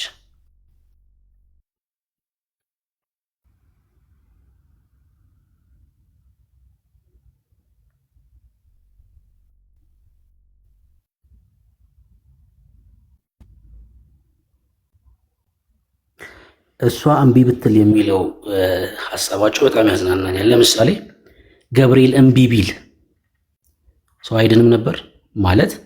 ወደ ማርያም ሄድና መልእክት አድረስ ቢባል ገብርኤል እምቢ ቢልስ? እና ለአንድ ነበርኛ ማለት ነው። ገብርኤል እምቢ ቢል በቃ ይወድቃል። አንታዘዝም ብንል እኛ ነን የሚቀርብን። እግዚአብሔር የእኛን ነገር ተማምኖ አይደለም ፕሮግራሙን የጀመረው። ገብርኤል ይወድቃል። በቃ አለቀ። ካልታዘዘ ይወድቃል። ማርያም እምቢ ብትል ይቀርባታል። እግዚአብሔር ሰዎችን ተማምኖ አይደለም ማዳንን የጀመረው። ወንጌል እንዲሰበክ ብሩክን አስቦ አይደለም እግዚአብሔር ማዳንን የጀመረው። ብታገለግል ለራስህ ነው፣ ባታገለግል ይቀርብሃል። ጳውሎስ ቢያገለግል ለራሱ ነው። ትክክል አይደለም። እሺ እሱ ሀሳብሽ ስላልቻልሽ መሰለኝ የሚዩት አድርገሽ ዝም ያልሽው። በቃ ተባረኩ። ቢሲ ምናልባት የምትለው ነገር ካለ ማይከን ስከፍት ስላየው ያ ቴንኪው። አይ በቃ እሷ ከዚህ በላይ እንግዲህ ማስረጃዋን እና እንትኗን ይዛ መታ ነገ እንዳለችው እናወራለን። እንቀጥል ግን ቅድም በጀመር ነው እኛ አንድ እዚህ የምንናገረው ነገር በክርስቶስ ያገኘነው ጸጋ በወንጌል የተገለጠልን እውነት እጅግ ታላቅ ነው። ከመጽሐፍ ቅዱስ ሲናገር እህቴ በተለይ የምመክርሽ መጽሐፍ ቅዱስን አንብቢው። ቅናትሽ በጣም ይገባኛል። እኛም ከዛውን የወጣ ነው። ነገር ግን ብዙ የሚያሳስበን ነገር አለ። በመጀመሪያ ማርያምን እንደዚህ ያህል መጥላታችሁ ነው። እኛ ማርያምን አልጠላናትም። እንደዚህ ያህል የምትጠሏት የምትዩ ለምን አላመለካችኋትም? ለምን አልሰገዳችሁ ምናምን የምትዩን በመጽሐፍ ቅዱስ ካስረዳሽን የማናርግበት የካድነው ነገር ካለ ከመጽሐፍ ቅዱስ ብታሳይን ጥሩ ነው። ግን ይኸውልሽ አንቺ ብቻ ሳይሆን እዚህ ብዙ እነ መምህር በረከት ሌሎችም እነ ቀሲስ መጥተው አውርተናል። ስለዚህ እነሱ የሚሉን ነገር አለ። ፍጡር ከእሷ በቀር ማን ብጽኢት የተባለች ስለዚህ ልዩ ክብር እንደሚገባት አታምኑም ወይ ብለውናል። ይቅርታ ከሌሉበት በሰው እንትን መግባት አልፈልግም። እሺ ከሌሉበት ደግሞ ሊታነሳም አልችልም። እውነታውን ነገር ሊያስተምሩ ይችላሉ። ግን ለማንኛውም ምን መስገሳቸው ያሉንን እኮ ነው ያሉን እኮ በደንብ ገብቶናል። ጠብ ለመጨረሻ አትሞክር ባይሏችሁ ራሱ ብለውናል ብላችሁ ስለምትል ብዙ ሰዓት ለማንኛውም ከዚህ ከጭፍን አመለካከት መድኃኒዓለም ክርስቶስ ያውጣችሁ። እውነት ለማውራት ማለት ነው። ለምን ወንጌልን ራሱ እኮ እያለፋችሁ ነው። ደስ ያላችሁን ታነባላችሁ፣ ደስ ያላችሁን ትሰብካላችሁ፣ ደስ ያላላችሁን ደግሞ ትተውታላችሁ ማለት ነው። በመጽሐፍ ቅዱስ ልትሞግችን ስላልቻልሽ ወደ ስድብና ሽሙጥ ገባሽ። ይሄ ነው እናንተን የምንወቅስ አይደለም፣ ስድብ አይደለም። ለእናንተ ነው ስድብ ሊመስል ይችላል። ከዚህ ከጭፍን አመለካከት ውጭ ስላልኩ እንደሆነ ይሄ ስድብ አይደለም። እኔ ሞዴሬተር በሆን ኖሮ አሁን አውርድሽ ነበረ። ስለሌለኝ ነው በእውቀትና በእውቀት ሳይሆን እንደዚሁ እየተናገርሽ ስለሆነ ምንም የሚጠቅም ነገር አይደለም። ወይም ከእግዚአብሔር ቃል አውጥተሽ ሞግችን አለ። እንግዲህ የእግዚአብሔር ቃልን አውጥተሽ ካላስረዳሽን ሙግቱ ሌላ ነው። ፉል ሞዴሬተር ሰጥቻለሁ። ገስት ማውረድ፣ ማስገባት፣ ሚዩት ማድረግ፣ ብሎክ ማድረግ ፉል ነው ሰጥቻለሁ። ግን እህታችን ምንድነው አሁን እሱ እንዳለሽ ወይ በመጽሐፍ ቅዱስ አስረጅ የሆነ ነገር አታመጭም። ቀነ ቀጠሮ ውስጥ ያለሽ ቀነ ቀጠሮ ሰጥቶ ደግሞ በትዕግስትም ሲያወራሽ ፕሮቮክ ወደ ማድረግ ወደ መሳደብ እንደዚህ ነው የምትመጪው። እሱንም እኮ ተረዳንሽ እንረዳሻለን ብሎ አለሽ። መጽሐፍ ቅዱስ አንብቢ ብሎ በትዕግስት አወራሽ እና መጽሐፍ ቅዱስን ስታነቡ እንኳን እናንተ ቆርጣችሁ ነው ምናምን ነገር ብሎ የሚል በቃ ቡና ላይ ሲጠጣ የሰማሽውን ነገር ነው ስለኛ ያለሽ አመለካከት እንጂ ሂጂና ጥሪያቸው እስቲ መምህራኖችሽን አንድ ሰው ገብቶ እኛ ፊት ያወራ መጽሐፍ ቅዱስን ማለት ነው። እና አየሽ አሁን እውቀት ስታጪ ወደ መሳደብ አዳራሽ ገብታችሁ መጨፈር ምንም የፈለግሽውን በይ ችግር የለውም። ግን አሁን አየሽ ለተጠየቃችሁ ጥያቄ መልስ ስታጡ በስድብ ለመሸፈን ሞከርሽ ለማለት ነው። ወንድምነት ሰጥቻለሁ፣ ግን ቀጥሎ አውራ።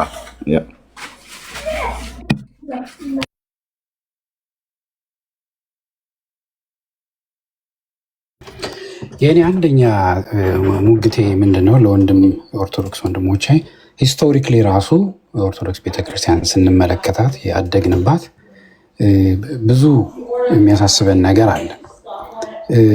ክርስትና ከገባበት ጀምሮ በተለይ ፍርምናጦስ ካስገባበት ጀምሮ በኪንግ ኢዛና ጀምሮ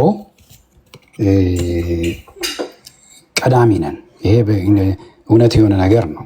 ወርልድ ሂስትሪን ከተመለከታችሁ ቫይኪንግስ እዛ እነሱ በመጥረቢያ ሲጨፋጨፉ አንግሎ ሳክሰን እኛ መቃ ቀርጸን ጽፈን በብራና ላይ አድርገን የነበርን ሰዎች ነን አይደለ? እነዛ 9 ተሰዓቱ ተባረው እስከሚመጡና ሞናስቲሲዝምን እስከሚጀምሩ ድረስ ማለት ነው። አትናቴዎስ እኮ ታላቅ የእግዚአብሔር ሰው ለኢትዮጵያ ብሎ እንትን ያደረገ ሰው ነው፣ የሾመልን ሰው ነው። ነገር ግን ኢትዮጵያ ኦርቶዶክስ ቤተክርስቲያን የስልጣኔ ፋና ወጊ እንደመሆኗ የምትወቀስበት ነገር አለ ስንል ታሪክንም እያዋዛን ነው። እነዚህ ገድላትን ከጻፉት ጀምሮ ሞናስቲሲዝምን ካስተማሩት ጀምሮ ወንጌል የተሸፈነበት የክርስቶስ ወንጌል አለ እኮ። ወንጌሉ እኮ አለ ተሸፍኗል ያለው። የክርስቶስ ወንጌል ቤተክርስቲያን ውስጥ መጽሐፍ ቅዱስ የለም አላለም፣ አለ እኮ። እሱ ግን በእነዚህ ድሪቶና ተረታ ተረት ተሸፍኗል። ወደዳችሁም ጠላችሁም እውነቱ እሱ ነው። አንድ ነገር ልበል። ለምሳሌ ከድሮ ጀምሮ ለምሳሌ ሞናስቲሲዝም እነ አትናቴዎስ እነ ኢግናቲየስ እነ ጀሮም ሲያደርጉ ትልቁ ነገር ምንድን ነው? በጥንቃቄ እግዚአብሔርን በመፍራት እያንዳንዷ ፊደል ሳትሳሳት ኮፒ ለማድረግ ገዳም ውስጥ ገብተው ነበር። እሱም ደግሞ ለጥሞና ከወንድሞች ህብረት ለማድረግ እና ያለምንም ዲስትራክሽን መጽሐፍ ቅዱሱ ኮፒ እንዲደረግ ነው። ይህን ነገር የኢትዮጵያ ቤተክርስቲያን ማድርጋለች። ነገር ግን በሶሪያ በጆርዳን ራሱ ፍርብናጦስ የመጣው አሁን ካለችው ጆርዳን ነው። ከሶሪያ ቱርክ ብዙ ሞናስር ራሱ አትናሽስ ኢጅፕት እያለ እሱም ራሱ ይህን ነገር ሲያደርጉ ልክ ነው፣ ገዳም ውስጥ ነበሩ። ገዳም ውስጥ የሆኑበት ግን አንደኛው ምክንያት መጽሐፍን በጥንቃቄ እንትን ለማድረግና ኮፒ ለማድረግና ለሌላው ትውልድ እንዲቀጥል ነው። እሱ መልካም ሆኖ እያለ በኢትዮጵያ ውስጥ ይሄ መደረጉ መልካም ሆኖ እያለ ትልቁ ነገር ግን ቀስ ብዬ እመጣለሁ። በተለይ በቱርክ በሶሪያ እና በኢጅፕት ሀፕን ያደረገውን በጣም የተማሩ ሰዎች ይህንን ትምህርት በማስተማር በጨለማ ውስጥ ወንጌል እንዳይወጣ እዛ የተማሩ ሰው በመሄዳቸው ምክንያት ልክ አሁን ዌስተርን ሲቪላይዜሽን ወንጌሉ ሰብቶ ትምህርት ቤት እየተከፈተ ሆስፒታል እየተከፈተ ሰዎች ከፍርሃትና ከምናምን ወጥተው ምንድን ነው የሚለው ምድርን ግዟት የሚለው ነገር በዛ ድፍረት ሪሰርች ማድረግ ተፈጥሮን እግዚአብሔር የሰጠን ብሎ ማመን እግዚአብሔር ታላቅ እንደሆነ የማይታይ ኃይለኛ እንደሆነ አምነው እንዲያደርገው ያ ኃይል ተሸፍኖ የቀረበት ምክንያት ያመጣባቸውን ጣጣ ልንገራችሁ። ኢጅፕት እንምጣ። የዛን ጊዜ ባዛንታይን ስርወ መንግስት የነበረበት ጊዜ ነበር። በጣም ብዙ የተማሩ ከአትናቴዎስ ያስተማራቸው ጽሑፍን የሚያውቁ የእግዚአብሔር ነገር ያላቸው የገዳምን ትምህርት እያስፋፉ በሚሄዳቸው ምክንያት እስልምና መጥቶ ድምጥማጣቸውን ያጠፋቸው። ገዳም የሰፈረበት ሶሪያ ምንድን ነው የሆነው? የተማሩ ሰዎች ስልጣኔ ማምጣት የሚችሉ ሰውን ማስተማር የሚችሉ ነገስታትን መምከር የሚችሉ ምንድን ነው የሆኑት? ገዳም ውስጥ ገብተው ታርደው ነው የቀሩት። በዓለም ሁሉ ሂዱ ወንጌልን ሁሉ ስበኩ ተብሎ ብርሃን እንዲበራላቸው የስልጣኔ ጮራ ሊበራላቸው የሚገባ የእግዚአብሔር በረከት ሊፈስላቸው የሚችሉ በምንድን ነው? በእስላም ተበሉ። ሶሪያ ሂዱ the same thing happened። እስከ ስፔን ድረስ ይሄ እስላም የተስፋፋው ክርስቲያኖች ገዳም ውስጥ ገብተው በመቅረታቸው ነው። ነገስታትን መምከር የሚችል ጥበብ የሰጠ ጌታ ስልጣኔን ያመጣ ቅድም እንዳልኩ ዌስተርን ሲቪላይዜሽን ያመጣ። በዛ ምክንያት ብዙ ሂስቶሪያንስ ለመካከለኛው ምስራቅ ክርስትና መጥፋትና በእስላም መወረር ሞናስቲሲዝም ምክንያት ነው ይላሉ። ኢትዮጵያ ውስጥ መጥቶም ሀፕን ያደርገው ምንድን ነው? ይሄ ነው። ይሄው በየቴሌቪዥኑ ምን በየገዳማቱ ያየ ነው። ምንድን ነው? ከዚህ ጋር ካለፋችሁ እንትናችሁ እንደ ኃጢአታችሁ እንደ ካባ ይወልቃል። በእውነት ገዳም በመግባት ኃጢአት እንደ ካባ ይወልቃል። በመስቀል ላይ የሞተው ከኢየሱስ ክርስቶስ ደም በቀር እንደዚህ አይነት የሰይጣን ትምህርት በድንቁርና እንድንኖር አድርጎናል። ልክ ነው። አንዳንዶቹ ገዳም ውስጥ ገብተው ጽሑፍን በመጻፍ መልካም ስራ የሰሩ ባለውለታችን አባቶች አሉ በኦርቶዶክስ። ነገር ግን እንደ ሌሎቹ ደግሞ ስህተት ሰርተው ለደህንነትም ደግሞ ዳርገውናል። ይህንን ብትፈልጉ ብትፈርጡ ምን ብትሉ እውነት ነው። ልትክዱት አትችሉም። አንድ የናይጄሪያዊ ቴዎሎጂያን ምን አለ? ኢትዮጵያ ወንጌልን እንደተቀበለች ያንን ወንጌል ይዛ ለእኛ ቀርባ ብትሆን ኖሮ ለስሌቭ ትሬድ ለትራያንግል ስሌቭ ትሬድ ተላልፈን አንሰጥም ነበር። እኛ በጨለማ የቀረ ነው በገዳም ውስጥ አስገብተው እዛው ስላስቀሩት ነው። ወንጌል ተይዞ የሚቀር ነገር አለ። ልንናገረው፣ ልንወጣ፣ ልንሰብከው የተሰጠን የእግዚአብሔር ቃል። በቃ እውነታው ይሄ ነው። የራሳችን ካላንደር አለን፣ የራሳችን ፊደል ያለን ህዝቦች፣ እግዚአብሔር አስቀድሞ እድል የሰጠን ህዝቦች እንዲህ መሆናችን የማያሳስብ ከሆነ ቅር የሚልህ ማርያም እንትና አላከበረ ጠላችኋት እንዲሆነ ታምረ ከሌን ታምረ ምናምን ብለ እሱ ከሆነ ልብህን የሚያርደው የሚያናድድህ ወንድም ያልነቃም አሁንም ገና እንትን ኢሞሽናል ኢንቴሊጀንስ ሎው ነው። ለእውቀት ያለህ ዲዛየር የሞተ ነው። ብትነቃ ይሻላል። ብትነቃና አይነ ቢበራ ለማን እየተከራከርክ እንደሆነ ይገባ ነበር። ማናችንም ፕሮቴስታንት ስለሆንክ፣ ኦርቶዶክስ ስለሆንክ፣ ካቶሊክ ስለሆንክ የእግዚአብሔር መንግስት አትገባም። ይሄ መቼም ሳይገባቸው አልቀርም። ለኦርቶዶክስ በመቅናት የሚሰጥህ የተለየ ፌቨር የለም። ወደ መንግስት ላይ ስገባ እሺ ቅባ ቅዱሱን ወስደሃል፣ ለኦርቶዶክስ ክር አንገት ላይ አስራል አትባልም።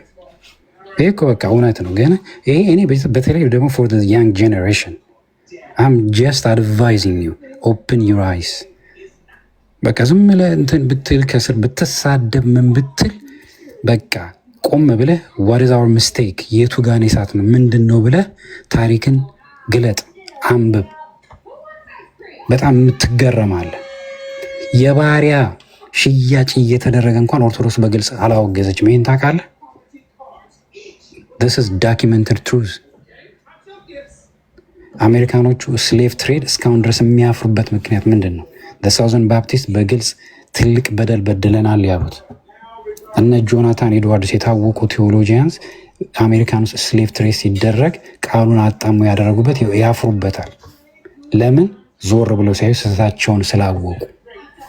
አሁንም if you're not back to the basics, if you're not back to the real historical evidence አሁንም እናንተ ፔንቴዎች የፈረንጅ እንትን ተቀበላችሁ ሆነ። መጀመሪያ 9ኙ ተስዓቱ ራሱ ፈረንጆች ናቸው ወንድም። የፈረንጅ ሃይማኖት ነው ኦርቶዶክስ ራሱ። 9ኙ ተስዓቱ ከየት እንደመጡ መርምር። ጎጃሚዎች ናቸው እንዴ? ኤርሚ እስቲ ንገረኝ ተሳስቼ እንደሆነ። እና በሰላማ ገና ሲመ 9ኙ ተስዓቱ የሚባሉት ጎጃሚዎች አይደሉም አይደል? በፍጹም የውጭ ሀገር ሰዎች ናቸው በሙሉ የውጭ ሀገር ሰዎች። ታዲያ ምንድን የፈረንጅ ሃይማኖት ምናምን የሚሉን ተው እንጂ። ግድ የለም ብንመካከር፣ ወደ ቃሉ ብንመለስ ምንም እኛ እውነቱ ስለበራላችሁ ቦነስ ወይም የደሞዝ ጭማሪ ምንም አናገኝም፣ ምንም አናገኝም። እውነት ሲበራ ግን እግዚአብሔር ሲከብር ደስ ይለናል። ታንኪዩ ቴንኪው ወንድማችን ተባረክ። እንግዲህ እውነቱ ይሄ ነው። በታሪክም ደረጃ ሲመጣ ብዙ የታሪክ ጉድለት ዝም ብሎ ስለተጻፈ ብቻ ዘመን ስላስቆጠረ ብቻ እናንተ በዛ ዘመን አልነበራችሁም ብሎ በማለት በቂላቂልነት አባቶች ናቸው ተብሎ የተባሉ የጻፉትን የዘመን ፍልሰት እና ታሪኩ የተደረገ ነው የተደረገ አይደለም ያለነው ወይስ ዝም ብሎ በምናብ የተፈጠረ ነው ብሎ የሚለውን በዚህ ዘመን ያለን ትውልድ አንብበን ከሌሎች የታሪክ ምሁራን ጋራ ከተገናኙት ማነው ከጻፉት መጽሐፍት ጋር አገናኝተን ወይ ደግሞ ከክርስቶስ ቤተክርስቲያን ታሪክ ጋራ አገናኝተን ይሄ በቤተክርስቲያን ታሪክ ውስጥ ይታወቃል ወይ? ከመቼ ጊዜ ጀምሮ ነው የጀመረው? ምንጩ ከየት ነው የተቀዳው? ለዚህ ማን ነው ምን የጻፈው?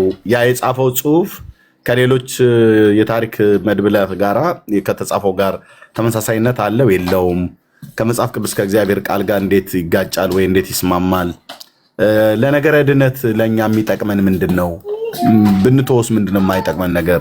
ምን የሚጎዳን ነገር አለ ብሎ የሚለውን በሰፊ ላለማጥናት በቃ አባቶች አስተላልፈውልናል ብሎ በሚል የዘመናት ተረት ወንድሞች እናቶቼ በጣም ነው የሚያሳዝነው። በጣም ነው የሚያሳዝነው። በጣም በ21ኛው መቶ ክፍለ ዘመን ላይ ያላችሁ በተለይ ወጣቶች የሆናችሁ ማለት ነው በጣም በጣም በጣም በጣም እንደናንተ ምስኪን እንደናንተ በእውነት እንደው ተመረና ብላችሁ ብትሉት ሀሁና አቦጊዳን ሳትማሩ ቢቀር ይሻል ነበር። ከታሪክ አኳያ አትመረምሩም፣ አታጠኑም፣ አትጠይቁም። ከመጽሐፍት አኳያ አትመረምሩም፣ አታጠኑም፣ አትጠይቁም። መጽሐፍ ቅዱስ አለርጂክ ነው ለአብዛኛው ሃይማኖተኞች፣ አያነቡትም። ስለዚህ መጽሐፍ ቅዱስን ያነበበ መጽሐፍቶችን ያገላበጠ በታሪክም ደረጃ እንደዚህ አሁን ወንድማችን እንዳለን በነገረ መለኮቱ ዓለም ገብቶ ታሪክን እንኳን በሚገባ የሚያቅሰው ተምሮ ማለት ነው። እንደነኛ አይነትም ሰዎችንም ባለመስማት ጆሮ ዘግቶ ከመጽሐፍቶቹም ርቆ ከመጽሐፍ ቅዱስም ርቆ ሰው በቃ ዝም ብሎ ክርስቲያን ነኝ ይላል። ስለዚህ በቤተክርስቲያን ታሪክ ውስጥ የማይታወቅም ታሪክ ተነግሯል፣ እኛ ምድር ላይ ተተርኳል። ልክ ነው። ተስዓቱ ቅዱሳን የተባሉት 9ኙ ቅዱሳን የተባሉት በሙሉ የውጭ ሀገር ሰዎች ናቸው። የውጭ ሀገር ሰዎች ናቸው። ኦኬ ክርስትናችን ኢትዮጵያ ውስጥ የጀመረው በ34 ዓመተ ምህረት ነው ብላ ኦርቶዶክስ ትላለች። ከዛ ጊዜ ጀምሮ ክርስትና ኢትዮጵያ ውስጥ ነበር ብላ ትላለች። ታሪክ ላይ ሲመጣ እውነት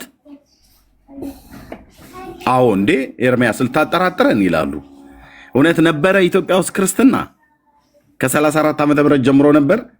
ይህን እንደ ዋቢነት የሚጠቅሱት ኢትዮጵያዊ ጃንደረባ ነው ነበር። አሁን እንዴት እናንተ ትናንት መጣችሁ ይላል። ኦኬ 4ኛው መቶ ክፍለ ዘመን ላይ ቀደም ወንድምነት ያለው አብርሃ አጽብሃ ወንድማማቾቹ በነገሱበት ዘመን ኦኬ ድህረ ኒቅያ ማለት ነው። ፍሬምናጦስ የተባለው ሰው ወደ እስክንድሪያ ሄዶ የጵጵስና ማዕረጉን ያመጣበትን መንገድ ብትወው ይሻላል። እዚህ ካወራን ብዙ ሰውን ስለሚዘገን ነው ያልኩት።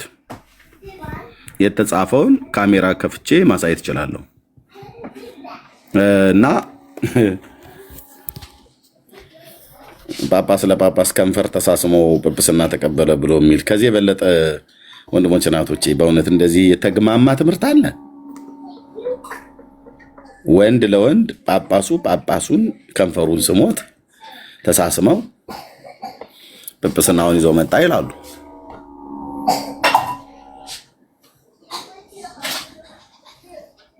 እኮ ወንድ ለወንድ ተሳስሞ። አዎ መጽሐፋቸው ነው የሚናገረው። በባለፈው አንዱ ስገልጠው የሰዋስወ ብርሃን መንፈሳዊ ኮሌጅ ስለ መለኮት አስተማሪ የነበረ ነው የኦርቶዶክስ መምህር። ይድፋህ እመቤቴ ተሰንጠቅህ በአጭር ታስቀርህ ምናምን ነገር እርግማን ማለት ነው የሚባል ነገር የለም። ያንተ እመቤቴ እኔን በአጭር ልታስቀር ልትደፋኝ አትችልም።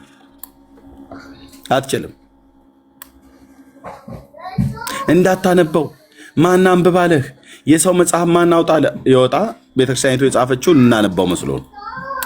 ስለዚህ በዛ መሰረት እንኳን ሲመዘን ታሪካችሁ እውነት ለመናገር ምን ያህል የቆሸሸና የተግማማ መሆኑን አይተነዋል። ኦኬ ከነገረ ድነት አኳያ ቤተክርስቲያን ትምህርት የጀመረው ከታሪክ የሚጀምረው ብላ የምትለው የታሪክ ፍሰቱ ራሱ እንኳን ስንት እንደተራራቀ ኦኬ ለ1600 ዓመት የተሰበከው ክርስትና ምድራችን ላይ በታሪክ ውስጥ እንየው ምን ትምህርት ተጽፏል? ምን ትምህርት ለህዝቡ ተምሯል? ይሄንን እውነቴን ብየምለው አትንኩት፣ ልትነኩትም አትችሉትም። በእርግጥ ከነካችሁትም እዛ እርስ በርስ ነው ተሽሞንሙነም ትተው እንጂ እኛ ፊት አትነካውም። ምክንያቱም ጥያቄ እንጠይቃለን ማለት ነው። እናንተም ጥያቄ ጠይቁናላችሁ፣ እኛም ጥያቄ እንጠይቃችኋለን። ኦኬ የዛሬው መነሻ ወደ ሆነው ክፍል ላይ እንግባ ማለት ነው። ነገረ ማርያም ትምህርት 95% መጽሐፍ ቅዱሳዊ ነው ብሎ ያለን ቅድም ኪዳነ ምሕረት የሚባለው ኦርቶዶክሳዊ ወንድ መጥቷል። መልሳችሁ አውሩት፣ ልብ በሉ። 95% መጽሐፍ ቅዱሳዊ ነው የተባለው ነገረ ማርያም ትምህርት ሲፈተሽ ግን 5% እንኳን ራሱ አልተገኘም። የተገላቢጦሽ ሆኗል ማለት ነው። 95% በኦርቶዶክስ ተዋሕዶ ቤተክርስቲያን የሚሰጠው ነገረ ማርያም ትምህርት ልብ ወለድ ነው። ደግሞዋለሁ 95% የሚሆነው የነገረ ማርያም ትምህርት የሚቀዳው ከልብ ወለድ ነው፣ ከእነኛ አይነት መጽሐፍቶች ማለት ነው።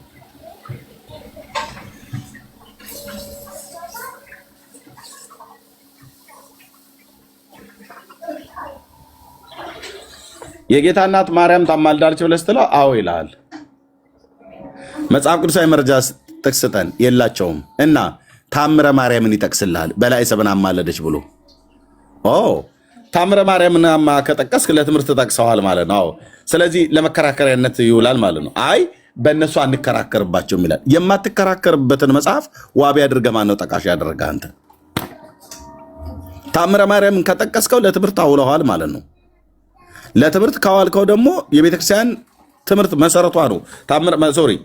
ገድላ ድርሳና ታውቃላችሁ፣ የኦርቶዶክስ መሰረቷ ነው። እራሱ ሊቃውንቶቿም ይህን ነው እያሉ ያሉት። መሰረቷ ነው፣ አጥር ቅጥሬ ነው ብላለች። መሰረት ነው፣ አጥር ቅጥር ነው፣ የሃይማኖት ማጽኛ ነው። ሁሉ ተነግሯል።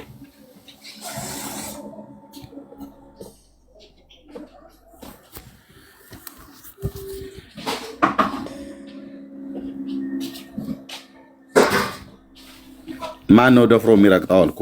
ይሄንን እኔ እኮ እኛ እኮ በተው ናቸው ነበር በእውነት እንትን የፈሪ አባራሪ ምናምን ነገር ሆነን አይደለም እንዳልኳችሁ።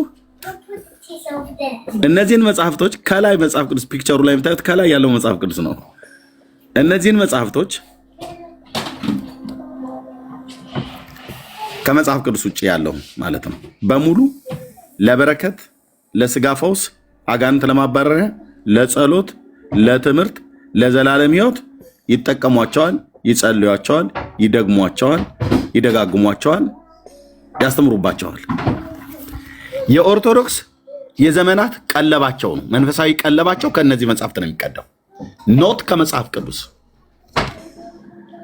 መጽሐፍ ቅዱስን ቅዱስ ቁርባንና የውሃ ጥምቀት ብቻ ለመጥቀስ ሲፈልጉ ነው የሚጠቅሱት።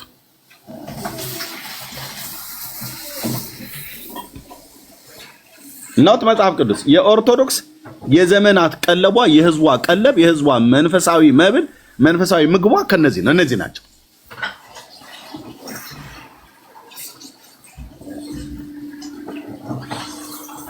ጠዋት ተነስተው የሚጸልዩት የሚደግሙት እነዚህን ነው። ትራስጌያቸው ስር ስትፈትሽ የምታገኘው ትራሳቸው ስር እነዚህን ነው። መኪናቸውን ብትከፍት የምታገኘው እነዚህ መጽሐፍቶች ነው። ጉያቸው ስር፣ አንገታቸው ስር በቆዳ አሰፍተው በትንሿ ያለችዋን ኤኮሳት የምትመስለዋን በላበት እንዳያበላሽባቸው ወይ ውሃ ነክቶ እንዳይረጥብባቸው በቆዳ አሰፍተው ልጆቻቸውን ማንገት ላይ እነሱ ማንገት ላይ የምታገኘው እነዚህን መጽሐፍቶች ነው። ለበረከትም እነዚህ መጽሐፍቶች የሚጠቀሙት፣ ለመራገምም እነዚህ መጽሐፍቶች የሚጠቀሙት ባይዞ የዘለልኩት ማለት ነው። ሊባርኩም ከፈለጉ በእነዚህ መጽሐፍቶች ነው። ሊረግሙም ከፈለጉ በእነዚህ መጽሐፍቶች ነው። ሰውን እንኳን ሲረግሙ ማለት ነው። አሳያለሁ በደንብ በስመ አብ ወወልድ ወመንፈስ ቅዱስ አሐዱ አምላክ ብሎ ቢስሚላሂ ብሎ የሚዘጋ እኮ መጽሐፍት ነው ያላቸው። አሳያለሁ ስልህ መረጃ ጨቅ ነው እንደሚሉት ወጣቶቹ በደንብ።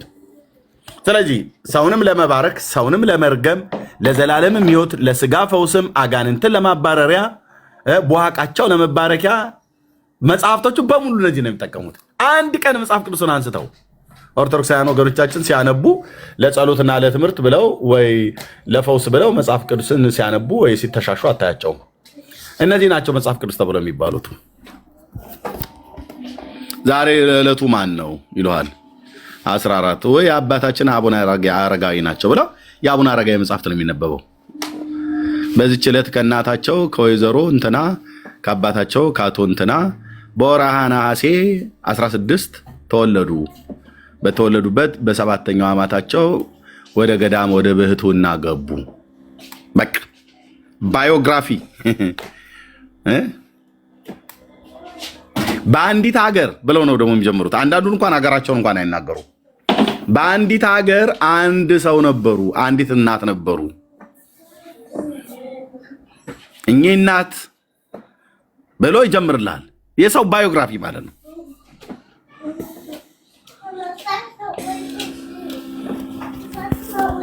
ከ15 ከሆነ መርቆሬዎስ ይላል። እንደዛ እያለ ኪዳነ ምሕረት፣ መስቀለ ኢየሱስ፣ እስጢፋኖስ፣ ገብርኤል፣ ማርያም፣ ኪዳነ ምሕረት፣ ባታ፣ ልደታ፣ እነዚህ መጽሐፍቶች ሁሉ ትምህርታቸው ከነዚህ ነው።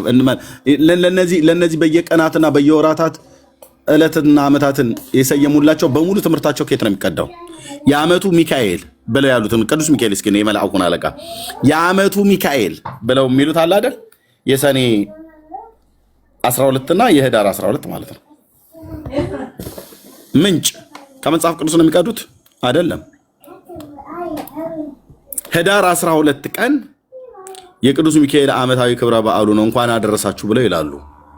ምን ያደረገበት ቀን ነው ብዬ ስለው አንደኛው ሰውዬ አንዴ ሁሌ እናገረዋለሁ። ኮተቤ የነበርኩት እዛን ጊዜ አስታውሳለሁኝ። እዛ ኮተቤ ሙሉ ወንጌል ቤተክርስቲያን አቅራቢያ ቤት ተከራይቼ ነበር። በተሐድሶ ህብረት በከሳቴ ብርሃን ስብከተ ወንጌል ዘኢትዮጵያ በነበርኩበት ሳላይ መምህር ጌታቸው ጋር በጠዋት ተነስቼ በእውነት ህዳር 12 መሆኑ ዘንግቼዋለሁ እና መጽሐፍ ቅዱሴን ይዤ ወደ ቢሮ ሲሄድ እዛ ትምህርት ክፍል ቢሮ ነበርኩኝ የነበርኩት እና ከዛ እየጠረገ ነበረና ሰው እንኳን አደረሳችሁ ምናምን ነበሩ ብሎ ሲል መንገድ ላይ እየጠራረጉ ሲያቃጥሉ በቃ ህዳር 12 መሆኑ ገባኝ እና ማንም አላቆኜ እንዴት አደራችሁ እየስል እንኳን እንዴት አደርክ እንኳን አደረሰ ብሎ ሲለኝ ምንድነው ዛሬ አልኩት። ቅዱስ ሚካኤል ነው የዓመቱ እንኳን አደረሰ አለኝ። ምን የሆነበት ቀን ነው ብዬ ስለው ጌታ እግዚአብሔር ምስክሬ ነው የሞተበት ቀን አላለኝ፣ የሚያረፈበት ቀን ነው አለኝ።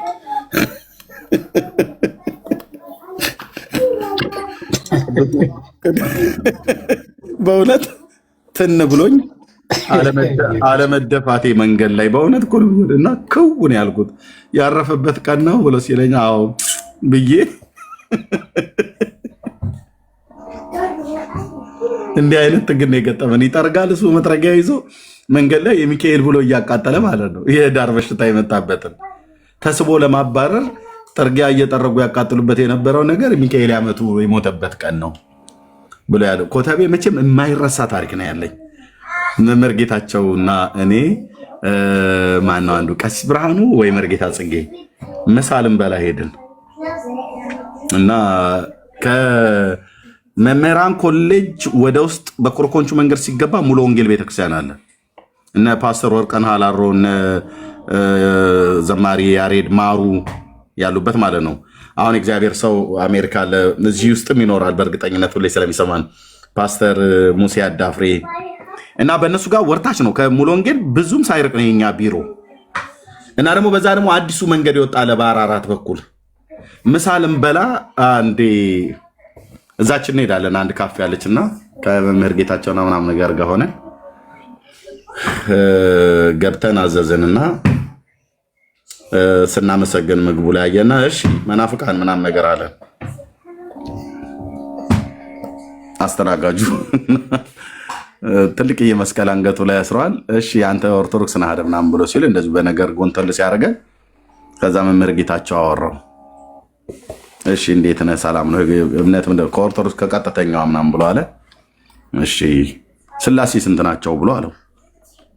3 አለ። ማን ማን ናቸው ብሎ ሲለው የ4 ኪሎ ስላሴ እና የሽሮ ሜዳ ስላሴ ብሎ 3ኛ ስላሴ ጌታ ምስክር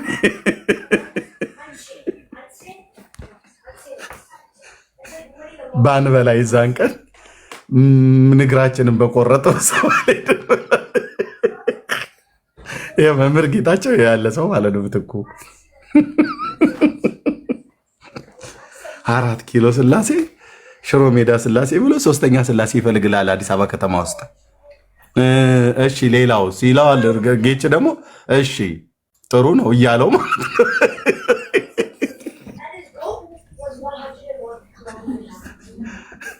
ህዝባችን ይዋ ነው።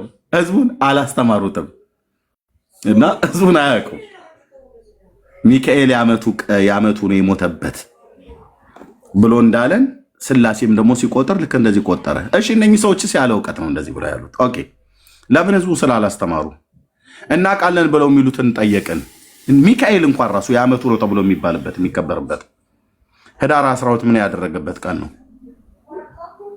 ብለን ስንጠይቃቸው ምንድነው ብለው የሚሉት እስራኤልን ከግብፅ ምድር መርቶ አውጥቶ የኤርትራን ባህር የከፈለበት ቀን ነው የሚሉት። እና የእስራኤልን ልጆች መና እያወረደ የመገበበት ቀን ነው። አንተኑ ሚካኤል ዘአውረድ ከመና ለእስራኤል ብላ ታስተምራለች። ሊቃውንቶቿ ያዜማሉ ይሄንን። እኛም ከበሮ ስንቀጠቀጥ ነበር። አንተኑ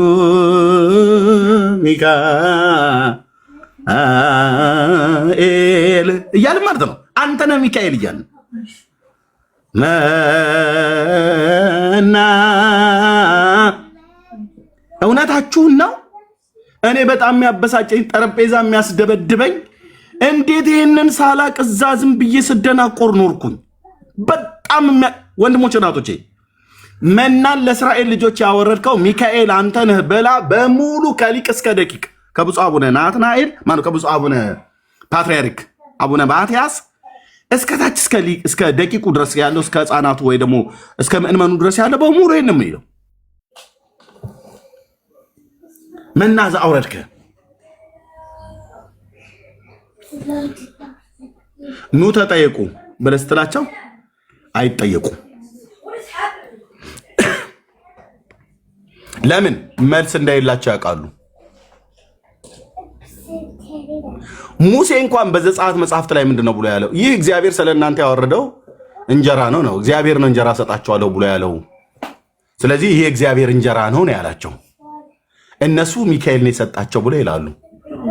ባህሩን ሚካኤል ከፈለው ይላሉ። መጽሐፉን ስናነበው ደግሞ ሚካኤልና ባህሩ ምንም የተገናኙት ነገር የለም፣ አልከፈለውም። ሙሴ በትሩን አነሳ፣ ባህሩን መታው። ሲመታው እንኳን ባህሩ አልተከፈለም። እግዚአብሔር ሌሊቱን ጽኑ የምስራቅን ንፋስ አመጣ፣ ባህሩንም አደረቀው ነው የሚለው። ዝም ጭጭ ትላለህ ማለት ነው። ሙሴ እንኳን በበትሩ አልከፈለውም።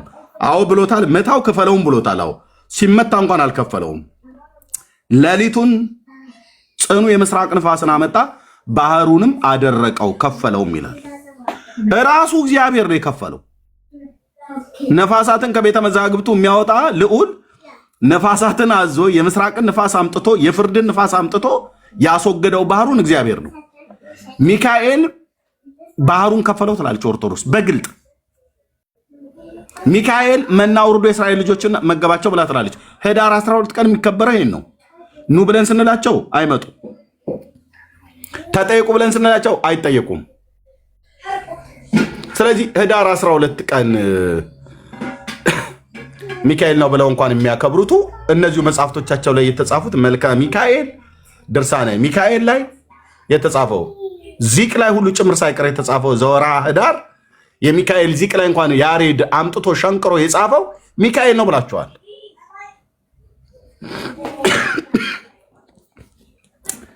ከነቢያቱና ከሐዋርያቱ ትምህርት ጋር ይጣላል። ምን እናደርጋችሁ ወንድሞች እናቶቼ? ህዝቡ የሚያውቀው ሚካኤል ህዳር 12 የሚከብርበት ቅዱስ ሚካኤል ህዝቡን ከግብፅ ምድር መርቶ ያወጣበት ቀን ነው ብለው የሚሉት። ዕለት ዕለት ህዝቡ የሰማው የሚያውቀው ይሄንን ነው። ዕለት ዕለት ማንንም ኦርቶዶክስ ጠይቀው ዛሬ ዓመቱ ምንድነው ነገ የወሯ ነች ምናምን ነገር ነው እንጂ ብሎ የሚለው የት ያውቃል? አሁን በነገረ መለኮቱ ዓለም ያለው ክርስቶሎጂ የሚሆኑ ትምህርተ ስላሴ ነው የት ያውቃል? ስላሴ ስንት ናቸው ብለህ ስትል 3 ብሎ ከዛ ጥራ ብለህ ስትለው ሽሮ ሜዳ 4 ኪሎ ምናምን ብሎ ሌላ ሶስተኛ ቤተክርስቲያን የሚፈልግ ትውልድ ነው። በ100% ያለው ይጣራ ተብሎ ቢባል ገጠሪቱ ኢትዮጵያ ግባ ማን እንደሆነ ህዝቡ አያውቅም አምላኩን። ለምን? ቤተክርስቲያኒቱ አላስተማረችም፣ አታስተምርም። ጽዋ ማህበር ጠጡ ብላ ሁሉን በጽዋ ማህበር እንዲገቡ አድርጋለች ገጠሪቱ ኢትዮጵያ። እኔ የገጠር ልጅ ነኝ፣ ባላገር ነኝ፣ ገበሬ ነኝ፣ የገበሬ ልጅ ነኝ። በሙሉ 80% የሚሆነው ኦርቶዶክሳዊ እምነቱን አያውቅም። ለምን? ስላላስተማሯቸው።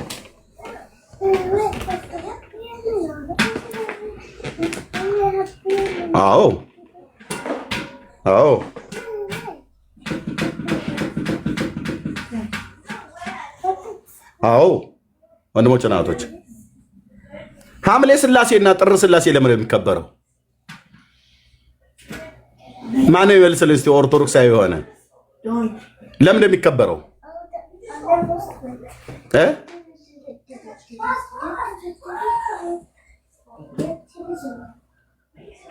ለምንድን ነው የሚከበረው? ወፃአ ምድረ ካርአን ወቦአ ብሔረ ቀነአን እያልን የምናዜመው ለምንድን ነው?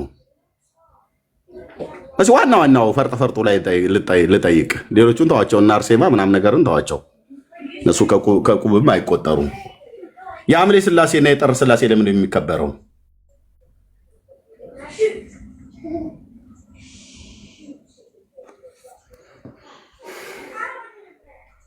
አትመልሱትም። እሱን ገና ማለት ስትጀምር ከመጽሐፍ ቅዱስ ጋር አገናኝልህና በልስቴ አስታርቅልኝ ብዬ እልሃለሁ። ጥቅስ አምጥቼ ማለት ነው። ወፃ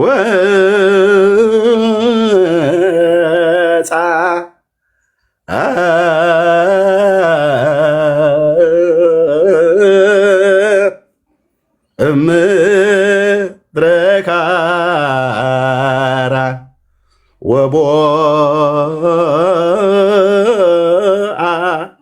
ብሔረ ከነአን። እውነት ነው። ያ ሽማግሌ ወጣ አይደል ከኡር ከለዳውያን ምድር ሰው ማንን ሰምቶ ማመርቶት በምን ጉዳይ እናወራለን። የሐምሌ ስላሴ ደግሞ ስላሴ ገቡ ብላችኋል። አብርሃም ቤት እናወራለን።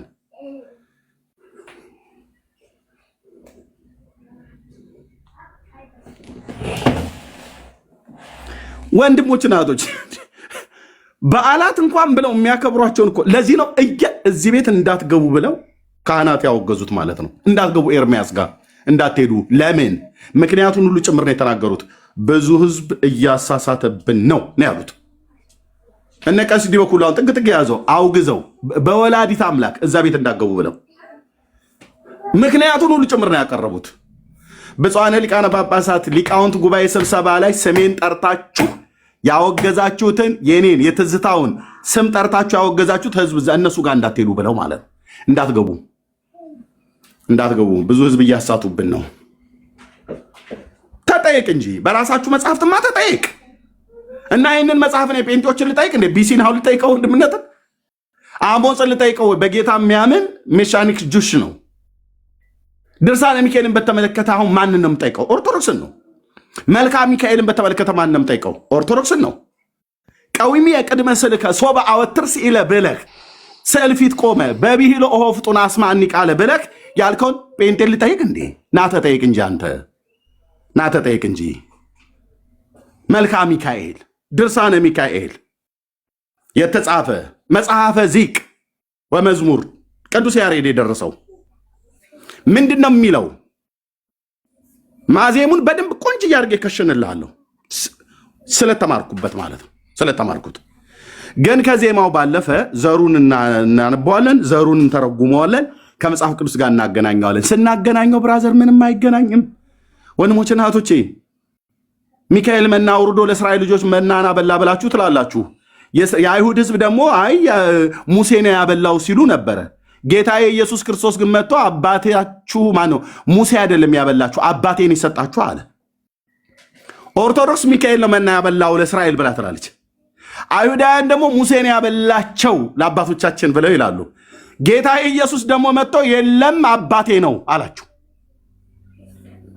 ስለዚህ ኦርቶዶክስን ኤክስ እናደርገዋለን፣ የአይሁዳውያንንም ኤክስ እናደርገዋለን፣ የኢየሱስን ራይት እንሰጣለን። የታመነው ምስክር እሱ የተናገረው በቂ ነው።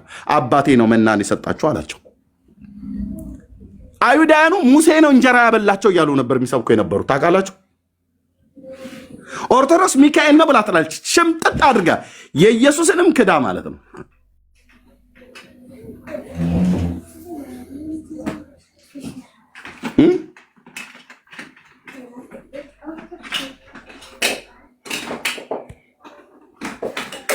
ህዳር 6 ቁስቋም በደብረ ምጥማቅ ለምን የምታከብሩት ኦርቶዶክሳውያን?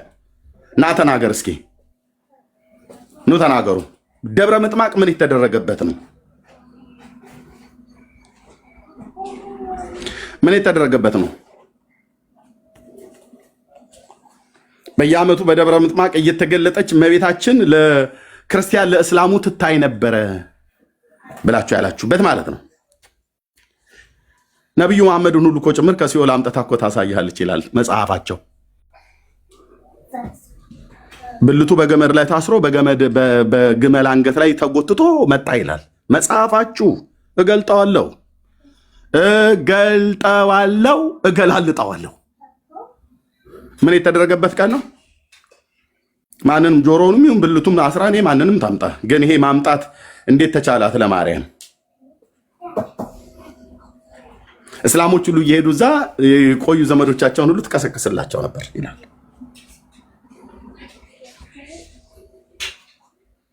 አይመጡ ምን ቦታቸው ይመጣሉ። መጽሐፍ ቅዱስንም አንብቦ መጽሐፍቶቻቸውንም አንብቦ ለማያቀስ በቃ ቄሶቹ አይዋሹም ብሎ በሚል በዓላቶቻቸው የሚከበሩበትን ምክንያት እያንዳንዱን ብንፈትሸው እግዚአብሔር አምላኬ ምስክር ነው፣ አይቆሙም። ለዚህ ነው ተጠራርተው እነ ቀሲስ ቴዎድሮስ ስም እየጠራሁ እናገራለሁ፣ እነ ሊቀ ሊቃውንት ቀለመወርቅ፣ እነ መርጌታ ኤፍሬም ቪዲዮ አለ እጄ ላይ። ኤርሚያስ የሚባለው ተናገር እውነቱን ቤት እንዳትገቡ በወላዲተ አምላክ ይዘናችኋል፣ እዛ አካባቢ ላይ እንዳትገኙ ብለው አሉ። ለምን? ያው ምክንያቱማ ይገባቸዋል፣ እሱም ይገባቸዋል። ቤተክርስቲያኒቱ ማትለውን ይላላሉ። እውነትህን ነው። ቀሲስ ዲበኩሉ እራስህ እኔ ራሴ መሰክራለሁ ብሎ አንድ ቀን ተናገረ። እኛ አይደለም ልናነባቸው ማናቃቸውን ሁሉ መጽሐፍቶች እሱ አንብቧቸዋል። ማናችንም አላነበብንም የሱን ያህል። ጸሎት እነ መርጌታ ኤፍሬም እነ መርጌታ ቀለመወርቅ ለምን እንደዛ አላችሁ? እናንተ ዕለት ዕለት የምትደግሙትን መጽሐፍ ዕለት ዕለት የምታነቧቸው መጽሐፍቶች አነበብናቸው። ታዲያ ተጠየቋ፣ እንጠይቅ። መንፈሳዊ መብላችሁ ቀለባችሁ እነዚህ መጽሐፍቶች ናቸው። እንዴት ሰው የሚበላው መንፈሳዊ መብል እንዴት አልጠየቅም ብሎ ይላል? ወንድሞች ራቱ ከበላው ማዕድ ስትጠየቅ ለምትሰሙ እውነት እንላችኋለን። እነዚህ የተደረደሩ መጽሐፍት ከላይ ከተቀመጠው ውጪ የማይጠቅሙ አሰስ ገሰስ ገለባ ናቸው። ውስጣቸው ያለውን አንብቤ ነው እንደዚህ ብዬ የምላችሁ። ዝም ብሎ በጭፍንነት አይደለም ወንድሞች ናት። እያንዳንዱን ምዕራፍ ከቁጥር ግዕዝ ከአማርኛ አንብቤ ከላም ያለው ትልቁን የእግዚአብሔርን ቃል የአምላኬን ቃል አንብቤ ነው የምነግራችሁ። አይጠቅሟችሁም። የሚጠቅመው ከላይ ያለው መጽሐፍ ቅዱስ ነው። እሱን አንሳና እነዚህን ገሰስ አድርገህ ያንኛውን አንብበው የእግዚአብሔርን ቃል። ኦኬ። በዓላት አክብሩ ብለው ለካህናቱ እንድትደግሱ አድርገው እነዚህን መጽሐፍ የጻፈ ያጻፈ የደጎሰ ያስደጎሰ ያነበበ ያስነበበ መንግስተ ሰማያት ይገባል ብሎ ይልሃል። ታዲያ እነዚህ መጽሐፍት ደጉሰህና አስደጉሰህ አንብበህና አስነበበ መንግስተ ሰማያት የምትገባ ከሆነ የጌታ የኢየሱስ ክርስቶስ ሞቱ ለከንቱ ነው ማለት ነው። ኢየሱስ በከንቱ ሞተ ማለት ነው። አየህ ምን ያደርግልሃል? አንተ መጽሐፍ አንብበህ አስነበበህ መንግስተ ሰማያት የምትገባ ከሆነ የኢየሱስ ሞት እውነት እኮ ነው፣ ምንም አያስፈልግህም አይደል? እንደዛ እኮ ነው እያለች ያለችው ቤተክርስቲያኒቱ። እኔ መጽሐፍ አስደጉሼ መንግስተ ሰማያት የምገባ ከሆነ ጧፍ፣ ዕጣን፣ ዘቢብ፣ ዣንጥላ በቅዱሱ ስም ለቤተክርስቲያን ስጦታ አድርጌ መንግስተ ሰማያት የምገባ ከሆነ የጌታችን የመድኃኒታችን የኢየሱስ ክርስቶስ ሞት ለእኔ አያስፈልገኝም፣ ለአንተ አያስፈልግም ማለት ነው። ታዲያ እሱ መጥቶ የሞተው ሞቱ ድራማ ነው፣ ሞቱ የማይጠቅም ነው ማለት ነው።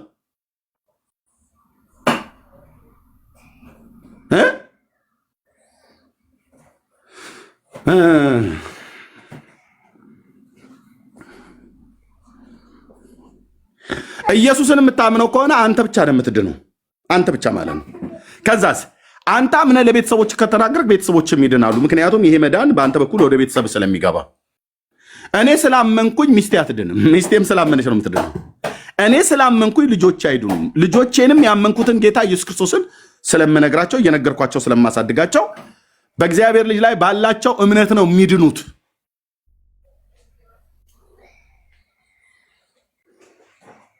አይ አውቀዋለሁ። የኤርሚያስ ልጆች እኔ ወንጌል እንዲሰብክ ላኩት ወንጌላዊ አይደለ? እሱ ልጆች ባይግቡ ብሎ አይልም። አምነው በእግዚአብሔር ልጅ ላይ ባለ እምነት ማለት ነው።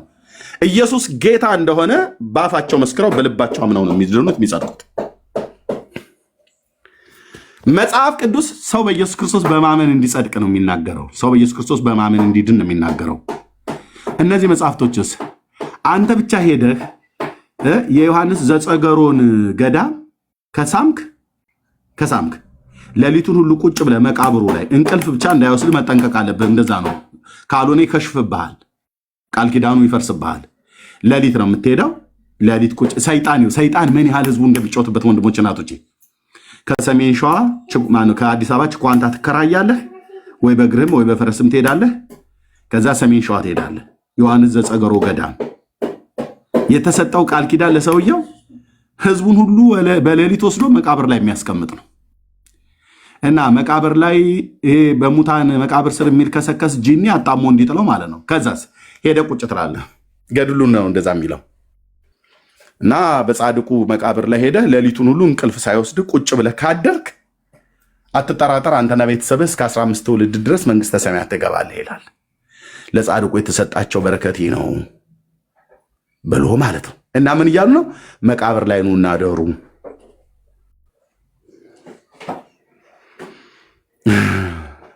እኔ ጌታዬ ደረሰልኝ፣ ምልህ ጌታዬ ደረሰልኝ። ጌታ የደረሰልኝ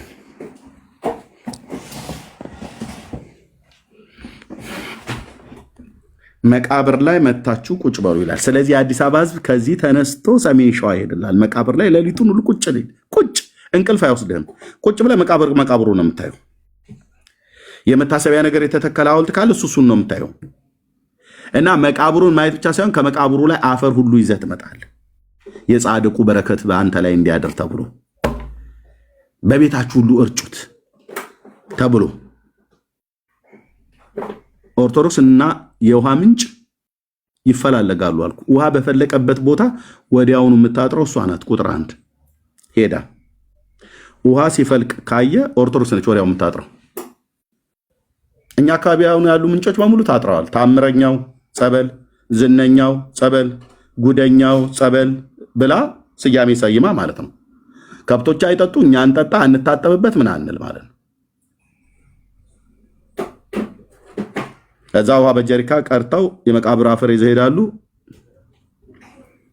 ወንድሞችና እህቶቼ ለጻድቁ የተሰጣቸው ቃል ኪዳን መቃብራቸው ላይ ቁጭ ብሎ ሌሊቱን ሁሉ እንቅልፍ ሳይወስደው ያደረ ነው። እሱና ቤተሰቡ ዘር ትውልዱ ሚድ ነው። ይህንን አምነው ህዝብ ከአዲስ አበባም ከየትኛውም ሀገር ላይ ተነስቶ ይሄዳል ወደ ሰሜን ሸዋ።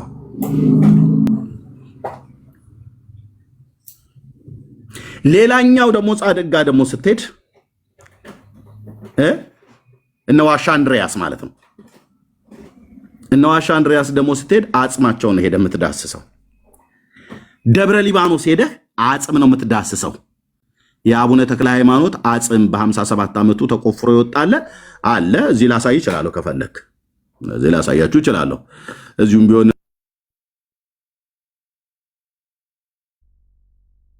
ይሄም ማለት ነው this is የአቡነ ተክለ ሃይማኖት ይሄን ሄደ ደብረ ሊባኖስ ተዳስሳለህ። ከዛስ ኃጢአትህ ይሰረይልሃል ብላ ቤተክርስቲያኒቱ ታስተምራለች። የቱ ጋር የጻፈችው? መጽሐፏ ላይ አለው እጅ ላይ በደንብ ከአንድም ሁለት ነው። ይሄን ሰውዬ ሄደ ተዳስሳለህ። ከዛ የዘላለም ኃጢአትህ ውልቅ ብሎ ይሄድልሃል ብላ ትላለች። ቅድም ቢሲ